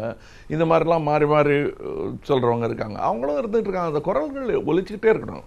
அது இப்போ இந்த அக்கிரமத்துக்கெல்லாம் டெமோக்ரஸியோட பியூட்டியே அதுதான் சொல்கிறவங்க. இந்த மாதிரி நேர்மையான தேர்வுகளில் செலக்ட் ஆகும்போது என்ன பண்ண முடியும்? பொறுத்திருந்து தான் பார்க்கணும், மாற்றணும். பண மதிப்பு இழப்பு விவகாரத்துக்கு பிறகான தேர்தல் முடிவுகள் இதுல மக்கள் மத்திய அரசாங்கத்தினுடைய நடவடிக்கையை ஏற்றுக்கொண்டிருக்கிறார்கள் அப்படின்னு நான் ஏற்றுக்கிட்டேன். அதை ஃபர்ஸ்ட் நான் சொல்லணும். ஏன்னா நான் இப்போ மாறி மாறி பேசுறாரு, நான் மாறி மாறி தான் பேசுவேன். ஏன்னா எனக்கு நல்லதுன்னு தோன்றதை தான் நான் சொல்றேன். இப்ப நான் கோயில்களை எல்லாம் இடித்தே ஆக வேண்டும்னு சொல்றேன்ல. அது ராமர் கோயிலா இருந்தாலும் மஸ்ஜிதா இருந்தாலும் மந்திரா இருந்தாலும் அதை இடிச்சே ஆகணும்னு சொல்றேன்ல. நான் அதை பயன்படுத்திக்கிட்டு அரசியல்வாதிகளோ அல்ல சாதியங்களோ விளையாடக்கூடாதுங்கிறது தான் என்னுடையது. என்னுடைய கூட்டத்தில், என்னுடைய இயக்கத்தில் சிறு கூட்டம் தான் கூட ஏன் போட்டு வச்சிருக்கேன், ஏன் நான் போட்டிருக்கேன், ஏன் தாடி வச்சிருக்கேன்னு கேட்டதே கிடையாது. அது அவங்களுடைய இஷ்டம். அதே போல இந்த நாட்டில் அந்தந்த குரல்கள் வந்துட்டு தான் இருக்கும். நான் என்னுடைய பகுத்தறிவாதத்தை சொல்லிக்கிட்டே தான் இருப்பேன். ராமர் கோயில் விவகாரத்துல தினசரி வழக்காக நான் கேட்க போறேன்னு திரு சுப்பிரமணிய சுவாமி சொல்லியிருக்கிறாரு. அந்த கோவிலை வழக்கை உடனடியாக முடித்து கோவில் அங்க ராமர் கோயில் கட்டப்படணும் அப்படிங்கிற அந்த ஒரு வாய்ஸ் நேத்துல இருந்து அதிகமா கேட்க தொடங்கி இருக்கிறது. அது இப்போ முதல்ல அது கேட்ட ஆரம்பிச்ச காலத்திலேயே முதல் குரலா ஒரு சினிமா நடிகனாக வந்த முதல் குரல் என்னுடைய குரலாக தான் இருந்தது. அதுக்காக ஒரு வார பத்திரிகையில் பெரிய மீசையெல்லாம் போட்டு எனக்கு பாராட்டுகள் எல்லாம் கொடுத்தாங்க. அப்போல இருந்து அரசியல் பேசிட்டு இருக்கேங்கிறதுக்கு சொல்றேன். அந்த மாதிரியான ஒரு நடவடிக்கையை நீங்க எதிர்க்கிறீங்களா கடுமையா? அதுல என்ன பண்ண முடியும்? கட்டிட்டாங்கன்னா என்ன பண்ண முடியும்? நான் அந்த மஸ்ஜிது கட்டும் போதும் நான் இல்லை, என்ன கேட்டு கட்டல. அது இதுவும் என்ன கேட்டு கட்டல. இந்த மாதிரி தவறுகள் நிகழத்தான் செய்யும். சரித்திரத்தில் நடந்துகிட்டே இருக்கும். அதை திருத்தறதா நினைச்சுக்கிட்டு தவறுகள் செய்யத்தான் செய்வாங்க. ஆனா எல்லாரையும் அனுமதித்து இதை அப்படியே ஒரு மோனோ கல்ச்சரா மாற்ற முடியாது, மாற்றக்கூடாது. அந்த மூவர்ணமும் இருந்தே தீரும் இந்த கொடியில். இதை யதார்த்த அரசியல் புரிந்த எந்த அரசியல்வாதையும் ஒத்துக்கிட்டு தான் ஆகணும். ஒரு பக்கம் நீங்க பகுத்தறிவு பேசுறீங்க. பெரியாரிசம் தொடர்ந்து நீங்க முன்வைக்கிற ஒரு விஷயம். தமிழ்நாட்டில் திராவிட கட்சிகள் 50 ஆண்டுகள் இருந்ததுக்கு பிறகும் கூட நிறைய கார்ப்பரேட் சாமியார்களுடைய வருகையை பார்க்க முடிகிறது. அவர்களுக்கு லட்சக்கணக்கான எண்ணிக்கையில மக்கள் போகக்கூடிய ஒரு சூழலையும் பார்க்க முடிகிறது. இதெல்லாம் இந்த கொள்கைகளை முழுமையா கொண்டு போய் சேர்க்க முடியல அப்படின்றதா பார்க்க வேண்டியிருக்கா? அது ஒரு தோல்வியா ஒத்துக்கிட்டு பட் முடாமுயற்சி செஞ்சுக்கிட்டே இருக்கணும். ஆனா அது தோல்விதான். அதை நான் இல்லைன்னு சொல்ல மாட்டேன். ஏன்னா அதான் படம் ஓடலைன்னா ஒத்துக்கிட்டு அடுத்த படம் எடுக்கணுங்கிறது தானே தவிர தொழிலை விட்டும் போக முடியாது. கமலஹாசன் சொன்ன மாதிரி நாட்டை விட்டு போறேங்கிறது கோபமாக தான் சொல்லலாமே தவிர அது ஒரு விமர்சனமாக தான் வைக்கிறேன். இன்னைக்கும் சொல்றேன். நான் இந்த மாதிரி எல்லாம் தொந்தரவு பண்ணிட்டே இருந்தா என்ன பண்ணுவாரு? இப்ப எம்எஃப் ஹுசைன் என்ன பண்ணாரு? முதல்ல ஹுசைன், அப்புறம் ஹாசன், அவ்வளவுதான் ஆகும். அந்த மாதிரி பண்ணக்கூடாதுங்கிறது தான் என்னுடைய கருத்து. அது எல்லா அரசுக்கும் பொருந்தும். இப்போ நீங்க சமூக நீதி கொள்கை கொண்டு வந்தோன்னீங்க. ஆனால் பிரச்சனை இன்னமும் ஆணவ படுகொலைகள் நடக்கக்கூடிய ஒரு சூழலாக தமிழகமே இருக்குது. அது மாதிரி கேவலம் உண்டா? நம்ம முன்னாடி செல்போன்ல பேசுறோம்னு சொல்லிக்கிறோம். இன்னும் ஆணவ படுகொலைகள் பண்ணிக்கிட்டு இருக்கிற ஒரு ஊராகவும் பெண்ணை ஆதிக்கம் செய்வதை ஒரு பெருமையாகவும் நினைத்து கொண்டு இன்னும் மகாபாரதத்தில் அந்த சூதாட்ட படலத்தை விட்டு மீண்டதாகவே தெரியவில்லை. நம்ம அதை மட்டுமே படிச்சுக்கிட்டு இருக்கிற மாதிரி இருக்கு. மகாபாரதத்தில் நீங்க மகாபாரதப்படி வாழ்க்கையை நடத்தி கொண்டிருந்தால் கூட அந்த ஒரு அத்தியாயத்தை விட்டு நீங்கவே இல்லைங்கிற மாதிரி தான் இருக்கு. சமீப காலங்களில் அந்த பெண்களை பத்தி பேசினதுனால கேட்கிறேன். பெண்களுக்கு எதிரான வன்முறை, குறிப்பாக திரையுலகத்தில் இருக்கிற பெண்களுக்கான வன்முறை அதிகரித்ததற்காக இந்த ஒரு 2-3 வார செய்திகளை பாக்குறோம். இதெல்லாம் எப்படி பாக்குறீங்க? இந்த விஷயங்கள் ஏன் கூடுதலாக இருக்குது அப்படின்னு பார்க்க வேண்டியது இல்லைங்க. இப்ப ஊடகங்கள் பெருகி விட்டது. அதனால் பெருசா எல்லாம் தெரியணும். அதனால இதெல்லாம் இப்ப பெருசுபடுத்தாதீங்கன்னு நான் சொல்ல மாட்டேன். அதான் நான் சொல்வேன். எங்கிருந்து வந்தது இதுன்னா, ஏன் மகாபாரதத்துல பொம்பளை வச்சு சூதாட்டினது புத்தகமா படிச்சுட்டு இருக்கிற ஊர் இது. அது பெரிய புத்தகமா வைத்து பாராட்டி கொண்டிருக்கிற இந்த ஊர்ல அது நிகழ்வதில் ஆச்சரியம் இல்லை. இப்படித்தான் இருக்கணும். ஒரு பொம்பளை தான் இருக்க. இப்ப நானே எம்ஜிஆர் பாட்டுக்கு நான் நடனம் அமைத்திருக்கிறேன். பொம்பளை சிரிச்சா போச்சு, புகையில விரிச்சா போச்சுன்னு. புகையிலையும் பொம்பளையும் ஒன்னா அது எம்ஜிஆருடைய கருத்தா இருக்காது, எழுதினவருடைய கருத்தா இருக்கும். ஆனா அன்னைக்கு பாப்புலிஸ்ட் கருத்து, அது ஆண் மக்களுடைய கருத்தா இருந்திருக்கு. பொம்பளைன்னா அப்படி ஒடுங்கி இருக்கணும், படிதாண்டாது இருக்கணும்னு ஒரு காலத்துல சொல்லிட்டு இருந்தாங்க. எதுக்கு இருக்கணுங்கிற கேள்வி வந்துருச்சு. இப்ப அந்த கேள்விகள் கேட்கப்பட்டுதான் தீரும். அது கோவில்களையும் இதையும் எதிர்த்து பேசும். ஒவ்வொரு காலகட்டத்திலையும். அது வந்து மதத்துக்குள்ளேயே ஏற்படும். எப்படி ப்ராட்டஸ்டன்ட் இயக்கம் உண்டு கிறிஸ்டியானிட்டிக்குள்ளேயே வெடித்து எழுந்ததோ, அந்த மாதிரி மதங்களுக்குள்ளேயே அந்த எதிர்ப்பு குரல் இருக்கும் பொழுது மதத்துக்கு வெளியே இருக்கிற எங்க குரல் கேட்காம இருக்குமா? போராட்ட களங்கள்லயும் நிறைய பெண்கள் அதிக அளவுல வரதை பாக்குறோம். அது ஜல்லிக்கட்டா இருக்கலாம், நெடுவாசலா இருக்கலாம், ராமேஸ்வரமாக இருக்கலாம். பெண்கள் அதிக அளவுல பங்கேற்கக்கூடிய அளவுக்கான போராட்டங்களா இருக்கும். நேரடியா அரசியல்ல அல்லது சமூக பிரச்சனைகளுக்கு நேரடியா அவங்க வராங்க அப்படிங்கறது அது அப்படி நம்ம எனக்கு எதுவுமே எனக்கு ஆச்சரியமா பண்ணலங்க. ஜான்சி ராணி இருந்த ஊரு, இந்திரா காந்தி இருந்த ஊரு, ஏன் இப்ப நம்ம ஜெயலலிதா இருந்த ஊரு, மாயாவதி இருக்கிற ஊரு, இதுல வந்து ஆச்சரியமே இல்லை. பெண்கள் எல்லாத்திலையும் வந்துட்டாங்க. இன்னும் சொல்ல போனா கோல்டா மேயரும் தாச்சரும் வருவதற்கு முன்னாடியே இங்க வந்து பிரதமர் இருந்திருக்காங்க. ஸோ இது நமக்கு புதியதல்ல, இன்னமும் அதை வரவேற்கணும். அது உமன்ஸ் டே அன்னைக்கு பைலட் பறந்தாங்கிறத நியூஸ் போடுறத ஃபர்ஸ்ட் நிறுத்தணும். ஏன்னா அவங்க வந்துட்டாங்க ஈக்குவலா. கடைசியா உங்களோட ரசிகர் மன்ற இஷ்யூல இருந்து பார்த்தா ஒரு உங்களை தலைமையை ஏற்று நடத்தக்கூடிய ஒருவர் கைது செய்யப்படுகிறார். அதுல நீங்க வந்து மிக கடுமையான ஒரு கோபத்தை வெளிப்படுத்தினீங்க. இது வந்து இந்த நாடகத்தை இயக்குபவர் யாரோ அவரே திருத்திக் கொள்வார் அப்படிங்கிற மாதிரி ஒரு கருத்தை முன் வச்சீங்க. அதுதான் பெஸ்ட் வே. ஏன்னா இது கோபத்துல செஞ்சதுதான். அந்த பையன் வந்து நிஜமாவே ஜல்லிக்கட்டுங்கிற போராட்டம் வந்து நாடு தழுவிய, தமிழ்நாடு தழுவிய ஒரு போராட்டமா இருந்தது. அதுல ஒரு ஆளை மாத்திரம் அவமானப்படுத்திட்டாருன்னு சொல்லி அரெஸ்ட் பண்ணதான். அவர் வச்சிருந்த போஸ்டர்ஸ் எல்லாம் நானும் பார்த்தேன். ஏதாவது நிஜமாவே நம்ம தம்பி தப்பா ஏதாவது பேசியிருந்தா அது கண்டிக்க தகுந்த ஒரு விஷயம்தான். அது ஏதாவது பேசியிருக்காரான்னு பார்த்தேன், இல்லை, அவர் செய்யல அது. ஆனா அவருக்கு தண்டனை கிடைச்சது. அதுக்கு காரணம் ஒருவேளை இந்த இவன் பேச்சை நிறுத்தணும், அங்க சொல்லி காட்டினாதான் நிறுத்துவாங்கன்ட்டு திரு கமல்ஹாசன் பேசுவதை நிறுத்துவதற்காக அவருடைய சொன்ன மாதிரி இருக்கு. அதாவது விருந்தாளிக்கு சொல்றத வேலைக்காரன் திட்டுற மாதிரி சொல்லுவாங்க இல்லையா? யார் அந்த இயக்குனர்னு நினைக்கிறீங்க? அதனால யார் பாதிக்கப்பட்டு அவமானப்பட்டாங்களோ அந்த ஏரியா ஆளா இருப்பாங்க. யாருன்னு தெரியாது எனக்கு. எல்லாமே ஒரு பூடகமாகவே தான் கருத்து முன்வைக்கிறீங்க. யார் அங்க இருக்காங்களோ அது பேர் நிஜமாவே தெரியாதுங்க இவங்க யாருன்னு எனக்கு. இப்ப நீங்க எல்லாம் சொல்லித்தான் எனக்கு இபிஎஸ் தெரியும்.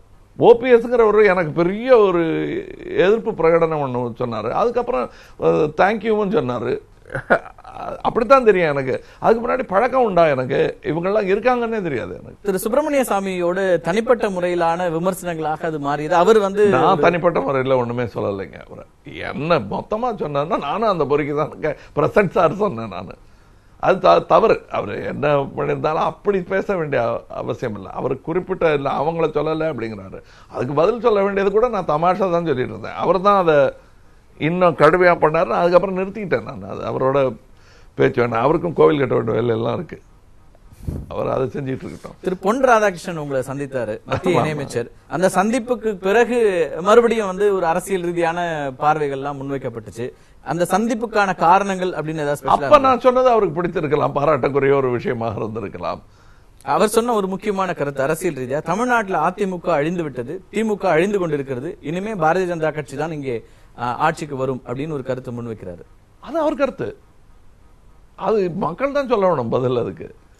ஆனா அரசியல்ல இருக்கிற ஒரு பார்வையாளரா நீங்க நிதர்சனத்தை சொல்ல முடியும். நீங்க திராவிட கட்சிகள்ங்கிறது என்னங்கிறது அவர் ஒருவேளை அரசியல் தெரிந்தவர் அவர் சொல்றார். ஆனா ஒண்ணு சொல்றேன், இந்த திராவிடம்ங்கிற அந்த சொல் வந்து நீங்க பிரபந்த காலத்துல இருந்து இருக்கு. 4000 பிரபந்தம் எழுதினாங்களே அந்த காலத்துல இருந்து இந்த சொல் இருந்துகிட்டு இருக்கு. அதை ஒண்ணுமே பண்ண முடியாது. அந்த பவர் இருந்தே தீரும். அதுக்கு யார் தலைமை ஏற்கிறார்கள், மக்கள் ஏற்கிறார்களா, மனிதர் ஏற்கிறாராங்கிறத பொறுத்தது தான். ஒரு தனிநபர் ஏற்கிறாராங்கிறது தான். அதெல்லாம் திராவிடத்தெல்லாம் ஒன்றும் பண்ண முடியாது. நான் சொல்றேன், இன்னைக்கு திராவிடம் அப்படிங்கிற அந்த ஐடியாலஜிக்கு எந்த திரட்டும் கொடுக்க முடியாதுன்றீங்க. தலைமை மாறலாம், ஆனால் திராவிடம் தமிழ் தாய் வாழ்த்து இருக்கிறவரெல்லாம் திராவிடம்ங்கிற அந்த சொல்லு ஒலிச்சுக்கிட்டே இருக்கும், உணர்வும் இருக்கும். அதை ஒன்றும் பண்ண முடியாது.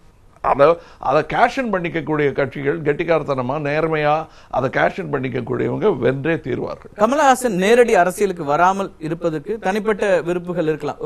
இன்னொன்னு சொல்றேங்க, அதோ நான் கட்சி திராவிட கட்சிகளை மட்டும் பேசுறேன். இங்கே வருபவர்கள் அதை ஏற்றுக்கொண்டே ஆக வேண்டும். எந்த கட்சியா இருந்தாலும் சொல்றேன் நான். இங்க வரும்போது இந்த திராவிட இருந்தாலும் தமிழ்நாட்டுக்கு வரும்போது நீங்க திராவிடம்ங்கிறது எப்படி மொழி மாதிரிங்க, அது ஒரு இனமானம். அதை வந்து எடுக்கவே முடியாது. அதை ஒத்துக்கிட்டு தான் பிரபந்தம் எழுத வந்தவங்களும் வந்தாங்க. இந்த 4000 திவ்ய பிரபந்தங்களோட இப்ப வர்ற பதிப்பகங்கள்ல அது இருக்கிறது இல்லை. வேதத்துடைய சாராம்சத்தை எடுத்து பிழிந்து மக்களுக்கு தமிழில் கொடுத்ததாக சொல்லப்படும் ஒரு விஷயம். அதுல கூட முதல் வந்த பதிப்புகள்லாம் திராவிட வேத சாகரம் என்றே இருக்கும். இப்ப இருக்கிறது இல்ல, அது பாக்குறது இல்ல நான் பதிப்புகள்ல. இல்ல, திராவிடம்ங்கிறது வந்து தமிழ்நாட்டுல தான் திராவிடமா நீங்க பாக்குறீங்க. மற்ற மாநிலங்கள்ல திராவிட மொழிகள் இருக்கிறவங்க தமிழ்நாட்டுக்கு கொடுக்க வேண்டிய உரிமைகளே கொடுக்க மறுக்கிறாங்க. அப்போ அந்த திராவிடம் அப்படிங்கறது எப்படி நம்புறது? அல்லது திராவிடம்ங்கிறது வந்து ஒரு முழுமையாக ஏற்கக்கூடியது இல்லைன்ற ஒரு இதுக்கு ஒருத்தர் நான் சொல்லி நான் திராவிடம்லாம் இல்ல, கருப்பா இருக்கிறதுனால என்ன திராவிடன் ஆகாதீங்க, நான் கங்குலின்னு ஒருத்தர் எழுதியிருந்தார் ஊடகத்திலேயே. அப்படி நினைக்க முடியாது. இது திராவிடம்ங்கிறது வந்து ஒரு இனமான இது மாத்திரம் இல்லை, இது ஒரு ஆக்சுவல் ஜியோகிராபிக்கல் பொசிஷனும் கூடாது. அதை வந்து உதாசீனப்படுத்தவே முடியாது. குஜராத்திங்கிறதுல என்ன பெருமை மோடி அவர்களுக்கு இருக்கிறதோ அந்த அளவு பெருமை திராவிடன் என்பதில் எனக்கு இருக்கிறது. அங்கதான் தமிழ் தேசியவாதிகளும் கேட்கிறாங்க. அவங்க என்ன கேள்வி எழுப்புறாங்கன்னா, திராவிடமாக நான் பார்க்கிறேன், ஆனால் கர்நாடகால அவங்க திராவிடமா பார்க்கல, அல்லது கேரளால பார்க்கல, எனக்கு காவிரியில தண்ணீர் கொடுக்காத ஒரு சகோதரன் நான் எப்படி திராவிடனா பாக்குறது, அல்லது முல்லை பெரியாறுல அது நான் என்னுடைய தமிழ் தேசியவாதிகளுக்கும் சொல்ல கடமைப்பட்டிருக்கிறேன். அப்படி நம் நோக்கு பறந்து இருக்க வேண்டும். அகில இந்திய அரசியல்ல பல மாற்றங்களை பார்த்துட்டு இருக்கிறோம். அந்த மாற்றங்கள் ஏற்கனவே வந்து காங்கிரஸ் அப்படிங்கிற கட்சி ஒரு பெரும்பான்மையாக இருந்தது போக, இப்போ தேர்தலுக்கு பின்னர் சமீபத்திய தேர்தலுக்கு பிறகு எரா ஆஃப் பாரதிய ஜனதா கட்சியா அப்படிங்கிற மாதிரி பார்க்கப்படுகிறது. ஒரு அவங்களுடைய யுகத்துக்குள்ள இந்தியா போகுதா அப்படிங்கிற ஒரு பார்வை முன்வைக்கப்படுகிறது. இப்போ யுகங்கள், அதாவது முதல்ல ஜெனரேஷன் பத்தி சொல்லிட்டு இருந்தாங்க. ஜெனரேஷன்ங்கிறது முதல்லாம் வந்து 30 வருடமாகும், இப்ப 10 வருடமா குறைஞ்சிருச்சு அது. சோ இந்த யுகங்களுடைய அளவும் வந்து குறைஞ்சிட்டு வர்றதா நினைக்கிறேன். சோ பயப்பட வேண்டியதில்லை. அதிகாரம் ஒரு இடத்துல குவியுது. பிரதமராக இருக்கிற திரு நரேந்திர மோடி தலைமையில ஒட்டுமொத்த அதிகாரமும் போகுது. அது வந்து பன்முகத்தன்மைக்கு சரியா இருக்க முடியாது. இந்தியா போன்ற ஒரு பன்முகத்தன்மை கொண்ட நாட்டுல ஒரு ஐடியாலஜியை மட்டுமே முழுமையாக திணிக்கக்கூடிய ஒரு இடத்துல போகுதுன்ற விமர்சனங்களை இடதுசாரிகளும் திராவிட இயக்கங்களை சார்ந்தவர்களும் தொடர்ந்து முன் வச்சுட்டே இருக்கிறாங்க. இந்த தேர்தலுக்கு பிறகு அதுக்கு இடதுசாரியாகவோ திராவிட இயக்கமாகவோ இருக்க வேண்டியதில்லை. தனி குடிமகனா இருந்தே சொல்லலாம். எதுவுமே டேஞ்சர். ஒரு அப்சல்யூட் பவர் கரப்ட்ஸ். அது மனிதனை பொறுத்தது. அங்க இருக்கக்கூடிய ஆள் வந்து தெளிவா இருந்துட்டாங்கன்னா absolute power can be use for good. Thiru Narendra Modi விஷயத்துல என்ன நடக்குது நீங்க தெரியாது, எனக்கு பர்சனலா தெரியாது அவர் எப்படிப்பட்டவர். ஒரு விஷயம் பிடிச்சிருந்ததுன்னா பிடிச்சிருக்குன்னு சொல்லுவேன், பிடிக்கலன்னா பிடிக்கலன்னு சொல்லுவேன். நான் என்னுடைய குரல் ஒலிச்சுக்கிட்டே இருக்கும். அமைதிப்படுத்தலாம், அதுக்கு அரசியல் கருவிகளும் ஆயுதங்களும் நிறைய இருக்கிறது. என்ன அமைதிப்படுத்தணும்னா அப்படி பண்ணிடலாம். அது பண்ணக்கூடாதுங்கிறது தான் வேண்டுகோள் கூட கிடையாது. பண்ணக்கூடாதுங்கிறேன் நான். அதிகாரம் தனி மனிதர்கள் கையில முழுமையாக போவது என்பது சரியாக இருக்க முடியாது அப்படிங்கிற போனாலும் அதை அவங்க சரியா பயன்படுத்திக்கணும். ஒரு ஐடியாலஜிக்கலா இப்ப வந்து ரைட் விங் வந்து உலகம் முழுக்க வெற்றி பெறுகிறது, வலதுசாரி சிந்தனை கொண்டவர்கள் எல்லா இடங்களையும் வெற்றி பெறுகிறார்கள் அப்படிங்கிற ஒரு பார்வை முன்வைக்கப்படுகிறது. இந்தியாவும் அந்த மாதிரியான ஒரு எல்லையை நோக்கி போகிறது அப்படின்னா ஒரு செக்யூலரிசத்தை தொடர்ந்து வலியுறுத்திட்டு இருக்கிற திரு கமலஹாசன் போன்றவர்கள் இதை எப்படி பாக்குறாங்க? இது நான் இதுக்கு முன்னாடியே ஒரு 6 மாசம் முன்னாடியே எழுதிட்டேன். ட்ரம்ப் பிலிப்பைன்ஸ்ல இருந்து ஆரம்பிச்சிருப்பேன் நான். பிலிப்பைன்ஸ்ல கட்ட பஞ்சாயத்துக்காரர் தான் வந்திருக்காரு.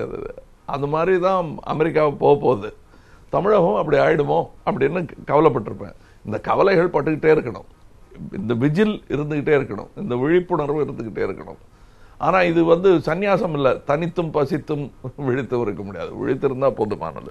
பசித்து இருக்க மாட்டேன், தனித்தும் இருக்க மாட்டேன். நான் ஒரு கூட்டத்தோட தான் இருப்பேன். அதுல சில காம்ப்ரமைசஸ் பண்ண வேண்டியது. கோஆபரேஷன் இல்லாம எந்த அரசியலும் நடக்காது. இன்னைக்கு நான் சொல்றேன், நீங்க கம்யூனிஸ்ட ஒதுக்கி தூக்கி காணாம அடிச்சுட்டு எல்லாம் பண்ண முடியாது, முடியல. தமிழகத்திலேயே அது நடக்கல. இன்னும் இருக்காங்க அவங்க ஒரு கட்சியா, பெயரளவுல கட்சி அளவுல தானே இருக்கிறாங்க. அந்த சித்தாந்தங்கள் மக்கள் ஏற்கக்கூடிய இடத்துக்கு வராத போது வர வைக்கலாம். டிஎம்கேவும் அப்படிதான் இருந்தது ஒரு காலத்துல, இல்லையா? உங்களுக்கு ஞாபகம் இல்லையா? அது என்னப்பா அவங்க எல்லாம் ஒரு சினிமாக்காரங்க கட்சின்னு கேள்வி பண்ணதெல்லாம் நான் கேட்டிருக்கேன், என் வாழ்நாளில் கேட்டிருக்கேன். பிறகு ஆட்சியை பிடிக்கும் போது எல்லாம் அமைதிப்பட்டு ஓரமா போயிட்டாங்க அவங்கலாம். இந்த கேள்வி எங்கிருந்து வருதுன்னா, இப்போ இரோம் ஷர்மிளா மிகப்பெரிய தோல்வி அடைகிறாங்க. இத்தனை ஆண்டுகள் அந்த அட்மினிஸ்ட்ரேஷனுக்கு எதிராக, எஸ்டாப்ளிஷ்மெண்ட்டுக்கு எதிராக, அந்த முதலமைச்சருக்கு எதிராக போராட்டங்கள் நடத்தியவர், உண்ணாவிரதத்தை தொடர்ந்து 12-14 ஆண்டுகள் நடத்தியவர் வெறும் 90 வாக்குகள் பெறுகிறார். அப்போ போராட்டங்கள்ல மக்களோடு மக்களாக இருக்கிறவர்கள் தேர்தலில் வெற்றி பெற முடியறதில்லை. ஆனால் யார் மக்களை எதிர்க்கிறார்களோ அவங்க தான் தேர்தலில் வெற்றி பெறாங்க. இதுதான் வந்து இப்ப இருக்கிற ஒரு சூழலா இருக்குது. தவறுதான். ஒரு சில பேர் வந்து கோவிச்சுக்கிட்டு போயிடுவாங்க. சில பேர் இருந்துகிட்டே தொந்தரவு பண்ணிட்டே இருப்பாங்க. ஒருவேளை நான் அவங்க அந்த 90 ஓட்டில் தோத்து கோவப்பட்டு போனவங்களாவும் அதில் ஒருத்தனாகவும் இருக்கலாம், இல்லை இருந்து தொந்தரவு பண்ணிட்டு இருக்கிற ஆளாகவும் இருக்கலாம். 40 வருஷமா அதான் பண்ணிட்டு இருக்கேன். இருந்து தொந்தரவு பண்ற ஆளு தான் நான். என்னோட கருத்துக்களை தொடர்ந்து நான் முன் வச்சுட்டே இருப்பேன். அது தொந்தரவுன்னு நினைக்கிறவங்க தொந்தரவுன்னு நினைக்கலாம். பட் அழுத பிள்ளை இதுக்கு சோறு ரொட்டியா ஆகணும்.